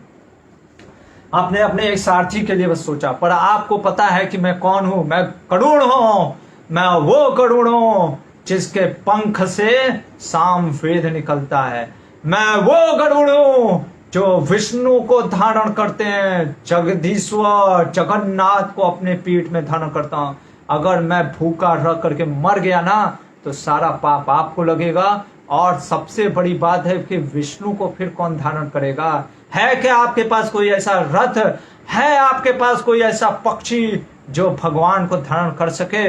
मेरे दम पे मेरा इतनी ताकत है, मैं चाहूं तो पूरा सृष्टि को अपने पंख से नाश कर सकता हूं, लेकिन मैं सिर्फ एक सांप डेली खाता हूं, उसमें भी आपको रुकावट लग गया। अब जाइए, मैं नहीं खाऊंगा, भूखा रह जाऊंगा, मरूंगा, और अब देखता हूं आप कैसे भगवान के सवारी को ढूंढ पाते हैं। ये सोच के इंद्र को अभी थोड़ा सा दुख होने लग जाता है, अभी क्या करें। इंद्र जाते भगवान के पास, भगवान कहते घबराओ नहीं, क्या हो गया, प्रॉब्लम क्या है। कहते गरुड़ ऐसा ऐसा बोल रहे हैं। भगवान कहते अच्छा चलो, तो गरुड़ जी के पास आते, कहते क्या हुआ गरुड़, क्या तुमको प्रॉब्लम है। कहते कि तुमको, तो गरुड़ कहते कि नहीं, इसने जबरदस्ती भगवान मेरे साथ ऐसा छल किया, अब आपका धारण कौन करेगा। क्या है इसके पास कोई ऐसा पक्षी, कोई ऐसा गाड़ी है जो आपको बैठा सके। भगवान कहते सुनो हे गरुड़, देखो भगवान हर का दम्भ को तोड़ते हैं। तुमको लग रहा है कि तुम मेरे को धारण करते हो, वास्तव में तुम भी मेरे को धारण नहीं कर सकते। मैं अपने ही बल से अपने आप को धारण करके तुम्हारे लिए हल्का हो जाता हूँ। अगर इतना ही है, मेरे इस दाहिने भुजा को सिर्फ अपने पंख पे धारण करके दिखाओ तो मान जाऊंगा। और भगवान उस गरुड़ पे जैसे ही अपना दाहिना भुजा रखते हैं, गरुड़ ऐसे करके पूरा नीचे गिर जाता है, पूरा गिर जाता है। वो तो भगवान अपना पूरा दम दिखा भी नहीं रहे होते हैं, कहते हैं मैं तो बस ऐसे ही रखा हूँ, अगर थोड़ा सा प्रयास कर दूं तो तुम्हारा अभी प्राण निकल जाएगा। सोचो, तुम दाहिना भुजा को तो मेरे रख नहीं पा रहे हो, मेरे को क्या धारण करोगे। वहां पे गरुड़ नम्र हो जाते और वो कहते हैं माफ करिएगा भगवान, मेरे को अहंकार हो गया था। और ये प्रसंग बताने का यही मुख्य कारण था। कण्व ऋषि कहते हैं, अरे दुर्योधन जो सामने खड़े हैं ना श्री कृष्ण, ये वही विष्णु है, वही नारायण है। नारायणा परो अव्यक्ता, पूरे मटेरियल इस भौतिक जगत से ऊपर है वो भगवान नारायण।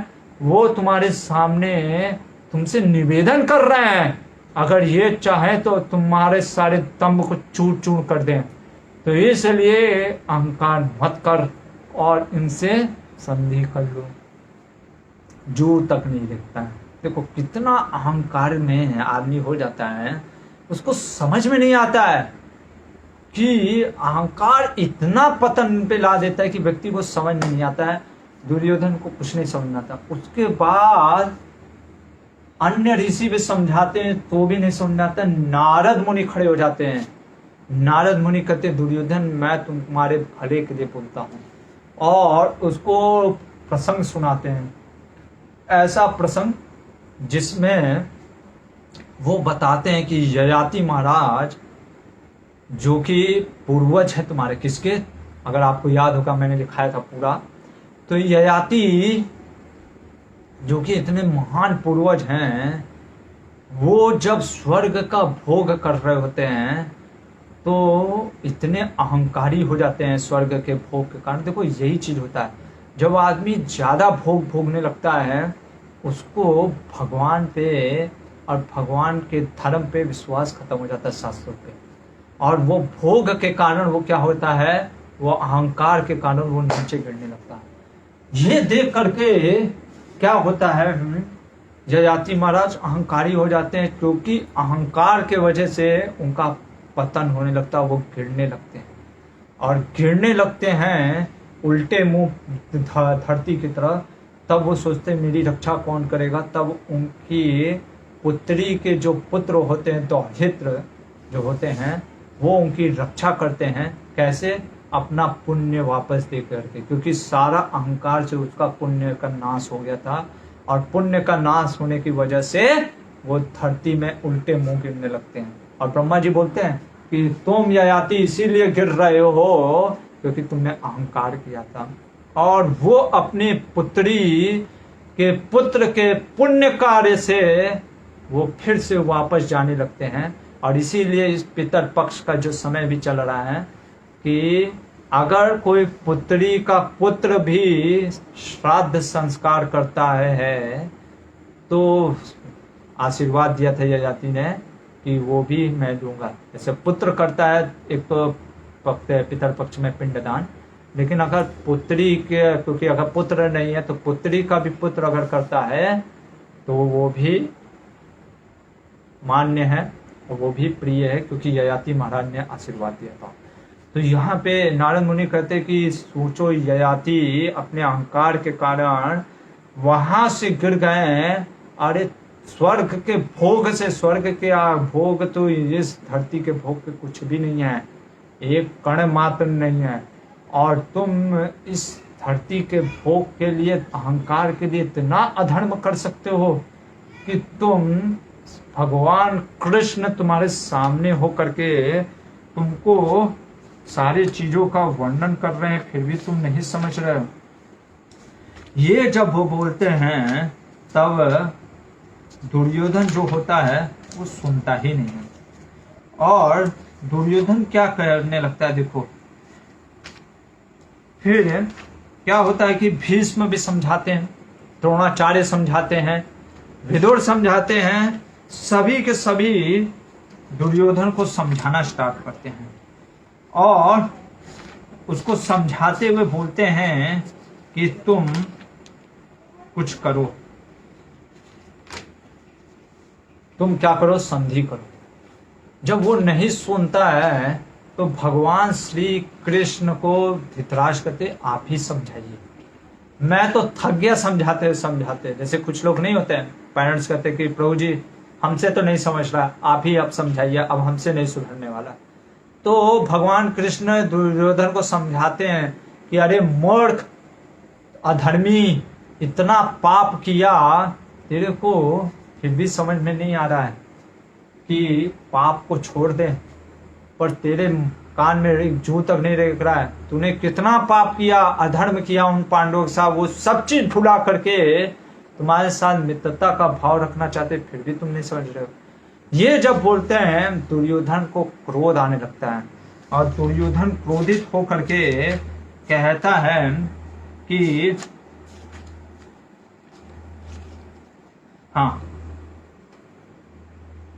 कहता है कि सब लोग मेरी ही गलती देख रहा है, जबकि मेरा कोई गलती ही नहीं है।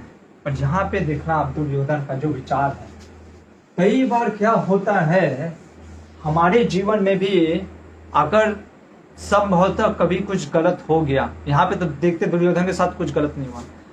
दुर्योधन को क्या लगता है ना, उसके साथ क्या गलत हुआ कि मेरे पिता श्रेष्ठ पुत्र थे, तो ज्येष्ठ पुत्र के नाते अधिकार उनको मिलना चाहिए राज्य का। वो ये भूल गया कि राज्य कोई घर का संपत्ति नहीं है, राज्य उसको मिलता है जो राज्य को सही तरीके से पालन कर सके। पहला चीज ये, क्योंकि वो अंधा था इसलिए पांडु को मिला राज्य, लेकिन पांडु मर गए तो वो एज ए केयर टेकर था। कौन? धृतराष्ट्र।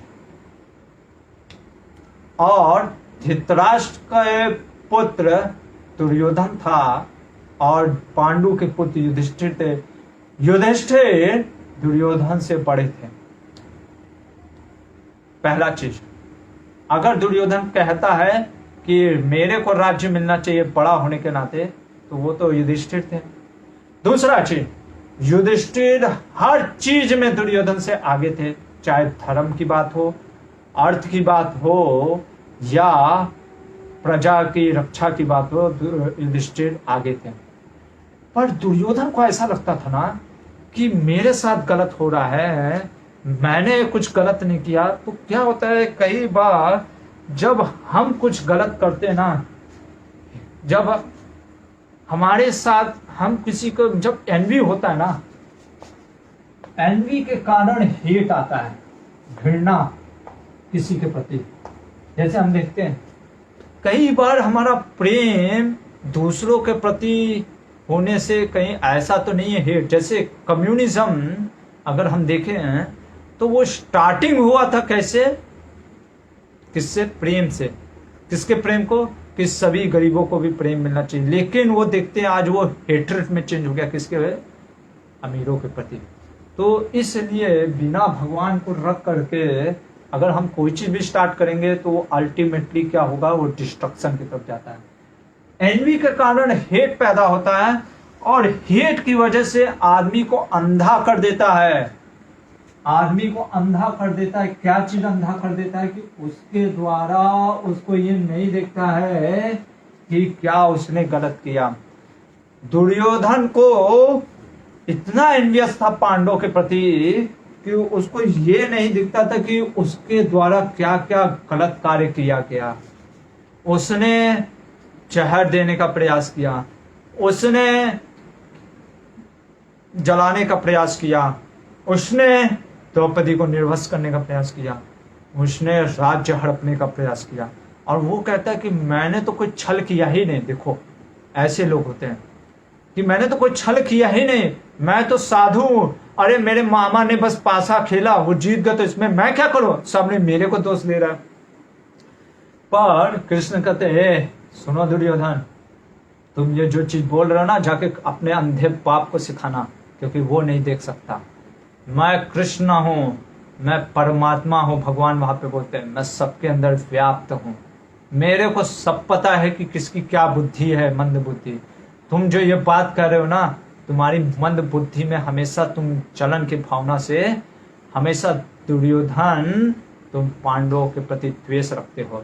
तुमने छल कपट से ऐसे उनके राज्य को हड़पा है।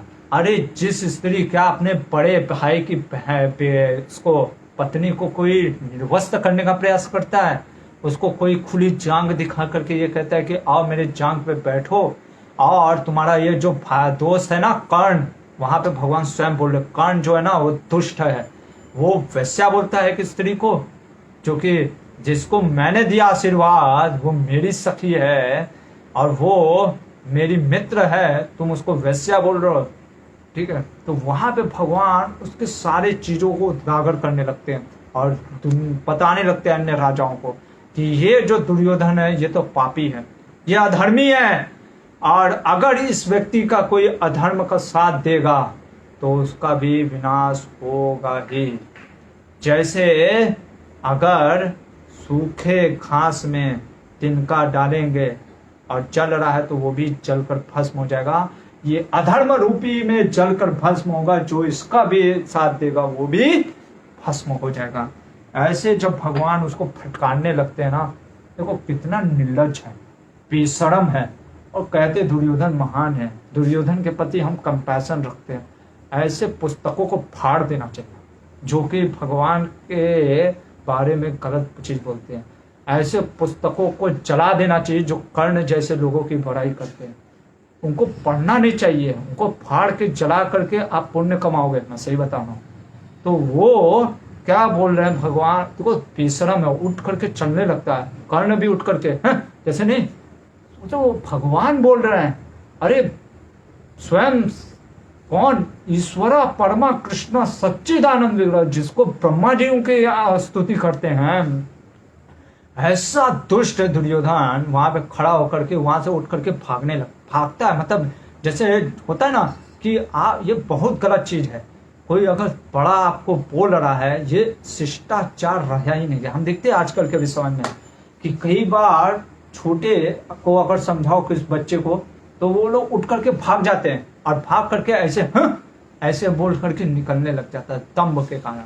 और कर्ण, दुशासन और उसके जितने मित्र संगे संबंधी थे वो सब भागने लगते हैं। भगवान कहते ये अधर्म है, ये अधर्म का वृक्ष। धृतराष्ट्र को कहते हैं अरे अब भी वक्त है, इसको कैद करो, इसको कैद करके बंदी बना करके इस दुष्ट को क्या करो, बंदी बना करके अंदर डाल दो, तब ये कुरुवंश बचेगा। देखो भगवान प्रयास कर रहे, नहीं तो इसको अगर अब नहीं रोका तो फिर अगर गांडीवधारी अर्जुन अगर आ गया और भीम युद्ध में आ गए तो फिर इस पूरे भरतवंश का सर्वनाश होना निश्चित है।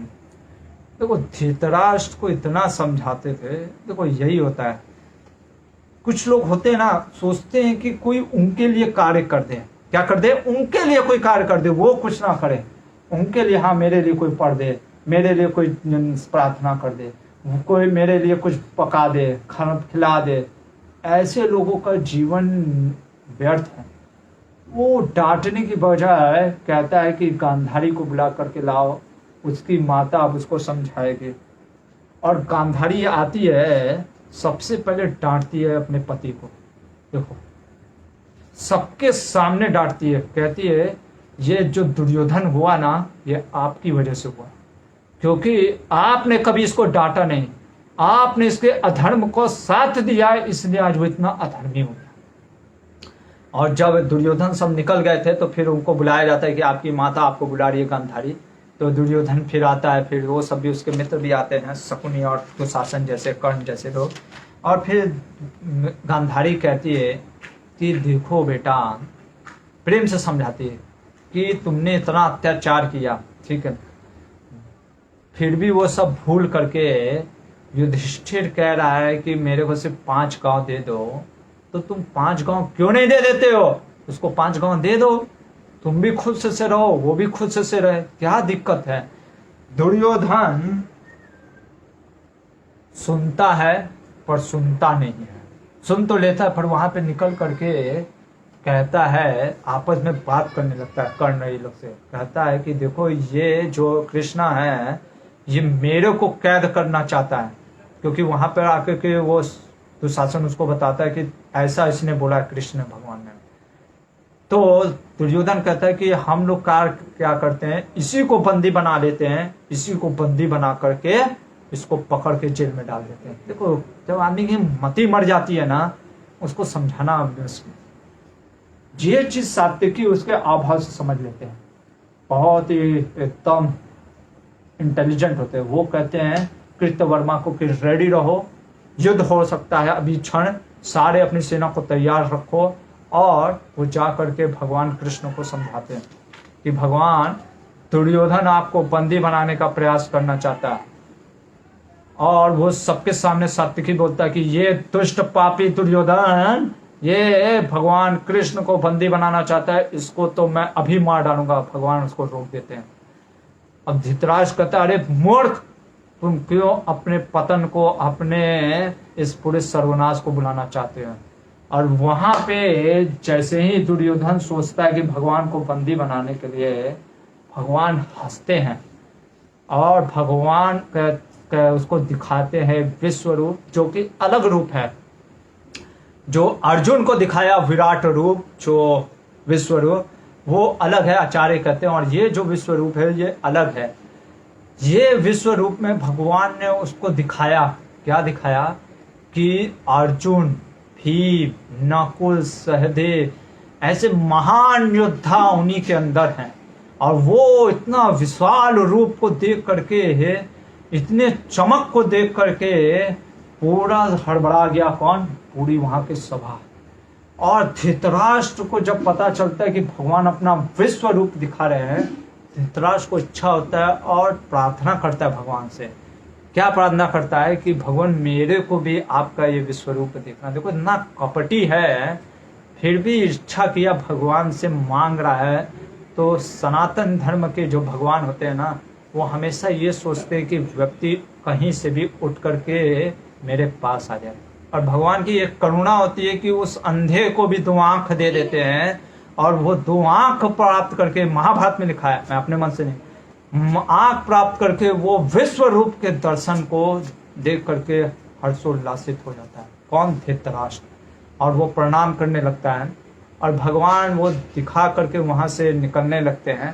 कहते हैं अब युद्ध में ही मिलेंगे, क्योंकि समझाना व्यर्थ हो गया, ये तुम्हारा पापी बेटा दुर्योधन नहीं समझा। और वहां से भगवान सात्यकी कृतवर्मा को लेकर के निकलने लगते हैं। भीष्म भी उसको समझाते हैं, दुर्योधन कहता है नहीं सुनना। और वो भगवान की जब निंदा करने लगता है, भीष्म भी उठ करके वहां से चल देते हैं, क्योंकि वो भगवान के परम भक्त है ना, कैसे भगवान की निंदा सुन सकते हैं। और वो क्योंकि कुछ कर भी नहीं सकते थे, क्योंकि राजा तो धृतराष्ट्र बैठा है, वो कुछ करने नहीं दे रहा है। वहां से उठ करके वो भी निकलने लगते हैं। अब यहाँ पे जो हमारा पहला प्रश्न था वो हम लेंगे कि क्या भगवान ओमनीपोटेंट नहीं है? क्या भगवान ओमनी प्रेजेंस नहीं है, सर्वज्ञ नहीं है, शक्तिमान नहीं है? तो जब हम ऐसे प्रश्न पूछते हैं या कोई ऐसे प्रश्नों पे उत्तर देता है, तो या मतलब कि हमारे दिमाग में ये सब चीज आ रहा है, तो हमको समझना चाहिए कि हम अभी भी भगवान के पास किससे जा रहे हैं? हेड से, अपने दिमाग, खोटी बुद्धि का सहारा ले रहे हैं, ना कि हार्ट का।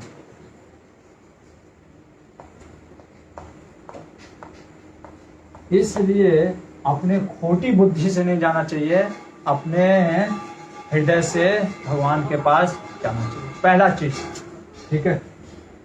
दूसरा चीज, भगवान क्या कहते हैं, क्यों ओमनी? तो भगवान क्या ओमनी पोटेंट, ओमनी प्रेजेंस के साथ साथ ओमनी बेनेवोलेंस भी है। कहने का मतलब है भगवान सबके हितैषी हैं, वेल विशर हैं। जैसा कि गीता में भगवान श्लोक में बोलते भी हैं, क्या? भोक्तारम यज्ञ तपसाम सर्वलोका महेश्वरम सुहृदम सर्वभूतानां ज्ञात्वा मां शांतिमृच्छते। कि सभी जीवों का मैं हितैषी हूं। सर्वभूता नाम सुहृदम, सिर्फ मित्र नहीं सुहृदम वेल विशर हूं। इसलिए भगवान सबसे प्रेम करते हैं और उस प्रेम के कारण भगवान सबको अपना हितैषी मानते हैं। लेकिन भगवान को कोई अपना हितैषी मानता है, कोई उनको अपना दुश्मन मानता है। अब प्रश्न उठता है, क्या भगवान सर्वशक्तिमान नहीं थे? पहला चीज कि अगर भगवान जैसे सर्वशक्तिमान पे क्वेश्चन इसलिए उठ रहा है कि भगवान ने आखिर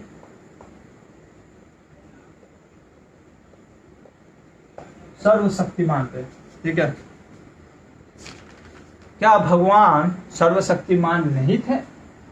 क्योंकि उन्होंने दुर्योधन को चेंज नहीं कर पाए। लोग कहते अरे देखो दुर्योधन के प्रभाव नहीं कर पाए, क्या भगवान है आपके, हैं आपके भगवान तो चेंज नहीं कर पाए। आप समझने का प्रयास करो, भगवान कभी भी व्यक्ति के जो फ्री विल होता है ना, जो एक लिविंग एंटिटी, एक जीव आत्मा का फ्री विल होता है। क्या होता है फ्री विल? फ्री विल कहने का मतलब है उसकी इच्छा। तो वो भगवान कभी भी उसकी इच्छा को छीनते नहीं है। चाहते हैं भगवान की आप करुणा से, प्रेम से, देखो आप किसी को बंदूक रख करके ये नहीं कर सकते तुम मेरे को प्रेम करो, आप मेरे को प्रेम करते, वो प्रेम नहीं है, वो फोर्स है। आप किसी को बंदूक रख करके कार्य करा सकते हो, प्रेम नहीं करा सकते। तो भगवान हर एक जीवात्मा के फ्री विल को समझते हैं। उस फ्री विल की रक्षा करने के लिए ही भगवान ने दुर्योधन के ऊपर अपना शक्ति का प्रदर्शन नहीं किया। ये भगवान की महानता है कि भगवान अपने शक्ति का प्रदर्शन नहीं कर रहे, करे कि दुर्योधन की अगर इच्छा है प्रेम पूर्वक वो आना चाहता है तो आए, नहीं आना चाहता है तो मत आए। फिर लोग पूछते हैं कि सर्वज्ञ नहीं थे क्या? क्या भगवान को पता नहीं था कि अरे क्या दुर्योधन नहीं बदलेगा? भगवान को पता था, तो फिर क्यों गए? जब पता था तो क्यों गए? दो तीन कारण से, इसीलिए समझना चाहिए आचार्यों से। आचार्य कहते हैं पहला कारण ये है, क्या चीज, कि वो प्रेम करते थे। किससे? पांडव से। पांडव से प्रेम करने के कारण वो भगवान पांडव के लिए क्या बन गए? शांति दूत, मैसेंजर। सोचो एक डाकिया की तरफ चले गए वो भगवान, जिनका दर्शन प्राप्त करने के लिए योगी लोग अपने हृदय में, मन में हमेशा क्या करते हैं? ध्यान करते हैं। जिस भगवान के चरण की रज के प्राप्ति के लिए लक्ष्मी हमेशा लगी रहती है, वो भगवान नंगे पांव विराट नगर से हस्तिनापुर गए। किसके लिए? सिर्फ पांडव के प्रेम के लिए शांति दूत बन गए। दूसरा कारण, भगवान चाहते थे दिखाना कि मैं हर प्रयास कर रहा हूं युद्ध को रोकने के लिए, लेकिन अगर मैं युद्ध को रोकना चाहता हूं फिर भी अगर कोई नहीं सुनना चाहता है तो मैं क्या करूं? और यहाँ पे भगवान एक चीज समझाना चाह रहे हैं, प्रेममयी चीज, कि अगर हमें भगवान को समझना है, भगवान को प्राप्त करना है, तो अपने लॉजिक को नीचे रख करके लब को ऊपर करना पड़ेगा। तब भगवान के प्रेममयी चीजों को समझ पाएंगे, उनकी कृपा प्राप्त कर पाएंगे। नहीं तो अगर हर चीज हम लॉजिक से लगाएंगे, हाँ शुरुआत में थोड़ा बहुत लॉजिक लगता है, लेकिन हर चीज हम ये सोचेंगे भगवान की कृपा को भी लॉजिक से समझे, आप नहीं समझ पाओगे।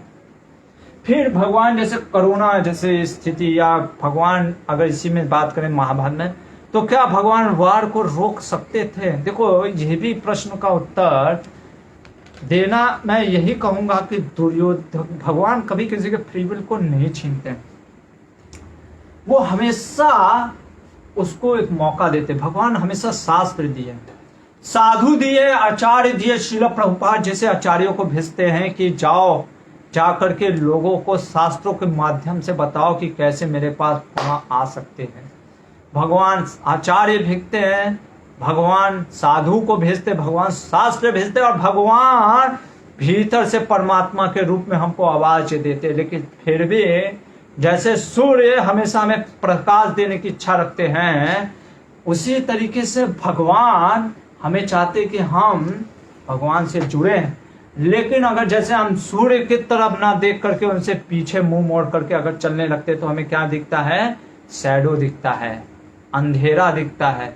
तो जब सूर्य से मुंह मोड़ लिए तभी अंधेरा है, वरना सूर्य के मुख पे रखे हैं तो अंधेरा नहीं। उसी तरीके से जब भगवान से मुड़ जाते हैं तब पाप में, अधर्म में लग जाते हैं, और उस कारण से हम फिर पाप करने लग जाते हैं। तो भगवान आपको सब मौका देते हैं, जैसे शास्त्र के माध्यम से, आचार्य के माध्यम से और परमात्मा के माध्यम से, इंटरनली और एक्सटर्नली हमको समझाने का प्रयास करते हैं कि धर्म क्या और अधर्म क्या है। फिर भी व्यक्ति अगर नहीं समझ रहा है, अधर्म में लगा हुआ है, मंद बुद्धि है, अहंकार, जो कि ये है इसका सबसे बड़ा दुर्योधन का, उसको अहंकार था, उसको लगता था कि मैं अकेले ही कर्ण की सहायता से जीत जाऊंगा। और भगवान वहां पे बोलते हैं कि सोचो, सुनो दुर्योधन, जिस कर्ण के बलबूते पे तुम ये सोच रहे हो कि ये हस्तिनापुर को जीत लोगे, पांडवों को जीत लोगे ना, तुम मूर्ख हो, तुम मूर्ख हो, ये भी मरेगा, तुम भी मरोगे। ऐसा भगवान वहां पे भविष्यवाणी कर देते हैं। फिर भी व्यक्ति जब अहंकारी होता है, ना तो वो साधु के वचनों को सुनता है, ना तो भगवान के वचनों को सुनता है, और ना तो वो भगवान पे भरोसा ही रखता है। तो इसलिए कहना कि भगवान सर्वशक्तिमान नहीं है, सर्वशक्तिमान है। भगवान सर्वज्ञ भी है, भगवान क्या है? दोनों हैं। और इसके बाद जब भगवान निकलने लगते तो फिर वो जाते हैं किसके पास? कुंती महारानी के पास। और कुंती महारानी से आशीर्वाद लेकर के कहते हैं कुंती महारानी को भगवान, फिर मिलते हैं और कहते हैं कि आपके पुत्र के लिए कोई संदेश है क्या जो आप देना चाहते हैं। कुंती महारानी छत्रानी थी और उन्होंने एक कथा सुनाया विदुला का। शॉर्ट में मैं आपको सुनाता हूँ, समय चला गया है। विदुला करके क्वेश्चन है क्या? हाँ पूछो। If serpents are being represented by Lord Balram, then why Garud, who is the driver of Lord Krishna, eats up descendants of Nag? हाँ समझ गया मैं। मतलब आपका एक प्रश्न है, ठीक है अभी तो, लेकिन मेरे को ये भी बताना था। तो कुछ लोग प्रश्न करते हैं कि अनंत शेष जो कि भगवान के सेवा कर रहे हैं, और बलराम जी हैं अनंत शेष, तो और गरुड़ जी भी भगवान की सेवा करते हैं, तो फिर ऐसा कैसे हो गया कि गरुड़ सांप को खा रहे हैं? अरे मित्रता देखो, जीवो जीवस्य जीवनम, हर एक का भोजन है, हर एक व्यक्ति का कुछ न कुछ भोजन बनाया गया है, ये समझना चाहिए। गरुड़ जी अनंत शेष को तो नहीं ना खा रहे हैं। गरुड़ जी सांप को खा रहे क्योंकि वो उनका लिए भोजन बनाया गया है। डिस्ट्रक्शन और कंस्ट्रक्शन दोनों is universal truth of this principle of this world, दोनों जरूरी है, संहार और क्रिएशन।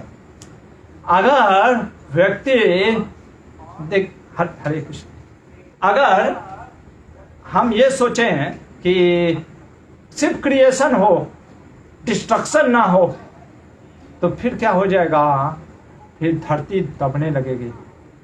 जैसे मैं जाना नहीं चाहता, भागवत में जब भगवान यमराज का कई बार पोस्ट होता ना, यमराज इंद्र का, कोई अच्छा व्यक्ति नहीं मिलता तो भगवान ही, जैसे हम देखते हैं प्राइम मिनिस्टर, कई बार होम मिनिस्ट्री भी रख लेते हैं, एक्सटर्नल अफेयर मिनिस्ट्री भी रख लेते हैं, कोई मिनिस्टर नहीं रहता, तो उसी तरीके से भगवान कई बार यमराज का भी कार्य करने लगते हैं।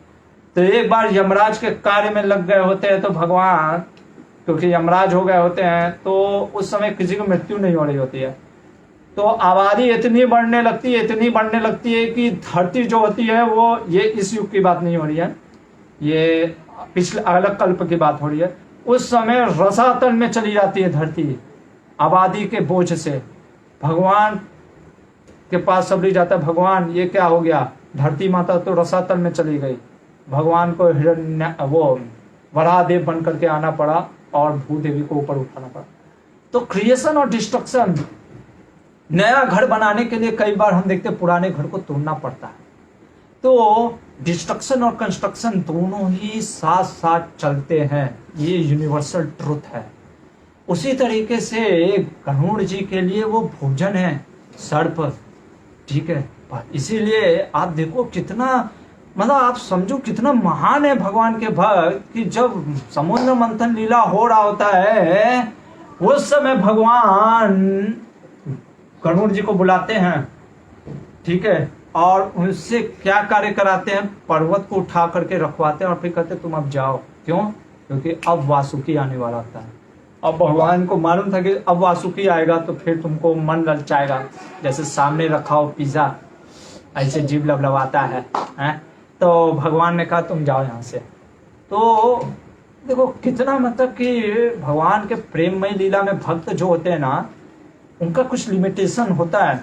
वही मैं बता रहा था कि अर्जुन अगर उत्तरा से विवाह कर लेते तो इसमें कोई गलत नहीं होता, क्योंकि अर्जुन का क्या था, लिमिटेशन, एक हर एक व्यक्ति का लिमिटेशन है। Don't try to become a perfect ideal person. जो कहते हैं ना मैं आइडियल बनूंगा, जो आइडियल बनने के चक्कर में रहता है उसका सर्वनाश हो जाता है। तो इसलिए यहाँ पे समझने का कॉन्सेप्ट क्या है कि हर एक के लिए भगवान ने भोजन बनाया है। गरुड़ जी के लिए भोजन था सर्प का भोजन करना, भोज करना, और सर्पों के लिए भी कुछ भोजन बनाया हुआ है, क्योंकि अगर सर्पों को भोजन नहीं करेंगे गरुड़ जी तो फिर सर्प बढ़ने लगेंगे ना, सांप बढ़ने लगेंगे, तो सांप बढ़ने लगेंगे फिर आप डरोगे। जैसे हमारे यहाँ पे कई बार सांप निकल जाता है तो प्रभु जी सांप निकल गया। कई बार रास्ते में हम लोग जब रात को जाते हैं, डरा नहीं रहा हूं, अंधेरा रहता है, तो कई बार हम लोग के रास्ते से ऐसे सांप निकलने लगता है। कई बार हमारे बच्चे भी अनुभव करते हैं। तो अगर ज्यादा सांप हो जाएगा तो फिर क्या हमारे ऊपर, तो इसलिए बैलेंस करना पड़ता है। ये बैलेंसिंग है, प्रकृति का नेचर है। तो ये चीज समझना होगा, ठीक है, कि ये प्रकृति का कार्य है, कंस्ट्रक्शन और डिस्ट्रक्शन। तो हाँ, मैं क्या बता रहा था, कुंती महारानी की कथा। हाँ, कुंती महारानी एक कथा सुनाती है, कहती मेरे पुत्रों को संदेश देना, क्योंकि वो क्षत्रिय है। क्षत्रिय का धर्म होता है अच्छे से शासन करना, क्योंकि कुंती महारानी वहां पे रह रही है ना। देखो हाँ, हम समझने का प्रयास करना चाहिए। कुंती महारानी एक तरफ कह रही थी कि संधि हो, लेकिन एक तरफ ये भी जानती हैं कि शासन अच्छा होना चाहिए। वो देख रही है कि प्रजा त्राही त्राही कर रही है, किसके राज्य में, दुशासन, दुर्योधन के राज्य में, क्योंकि ये लोग प्रजा पे अत्याचार की तरफ, क्योंकि उनको प्रजा से कोई मतलब ही नहीं था। शकुनी को तो कोई प्रजा से मतलब ही नहीं था, उसको तो सिर्फ अपने भांजा, मेरा भांजा कैसा है, उसको अपने भांजे से मतलब, भांजा को मामा से बस मतलब, प्रजा से तो मतलब ही नहीं। तो वो कहती है कि मेरे पुत्र क्षत्रिय, उनको जाके बताना एक कथा। विदुला करके एक स्त्री थी और उसके सारे पति सब मर गए होते, एक पुत्र बचा होते। तो वो विदुला अपनी माँ, अपने पुत्र को कहती है जा बेटा, आज जा करके तू युद्ध कर। वो कहती है माँ मैं तो अभी बस आपका इकलौता पुत्र बचा हो, आप मेरे को भी भेज रही हो, अगर मैं मर गया तो। माँ कहती है उसकी विदुला, मर भी गया तो भी मैं खुश रहूंगी, लेकिन यहाँ पे बैठा रह गया ना तो मैं दुखी होंगी, क्योंकि एक क्षत्राणी होने के वजह से मैं नहीं देख सकती कि मेरा पुत्र क्षत्रिय वीर ना दिखा करके दुर्बल की तरह कायर हो करके यहाँ पे खड़ा रहे, बैठा रहे। देखो ये चीज समझने का बहुत जरूरी है।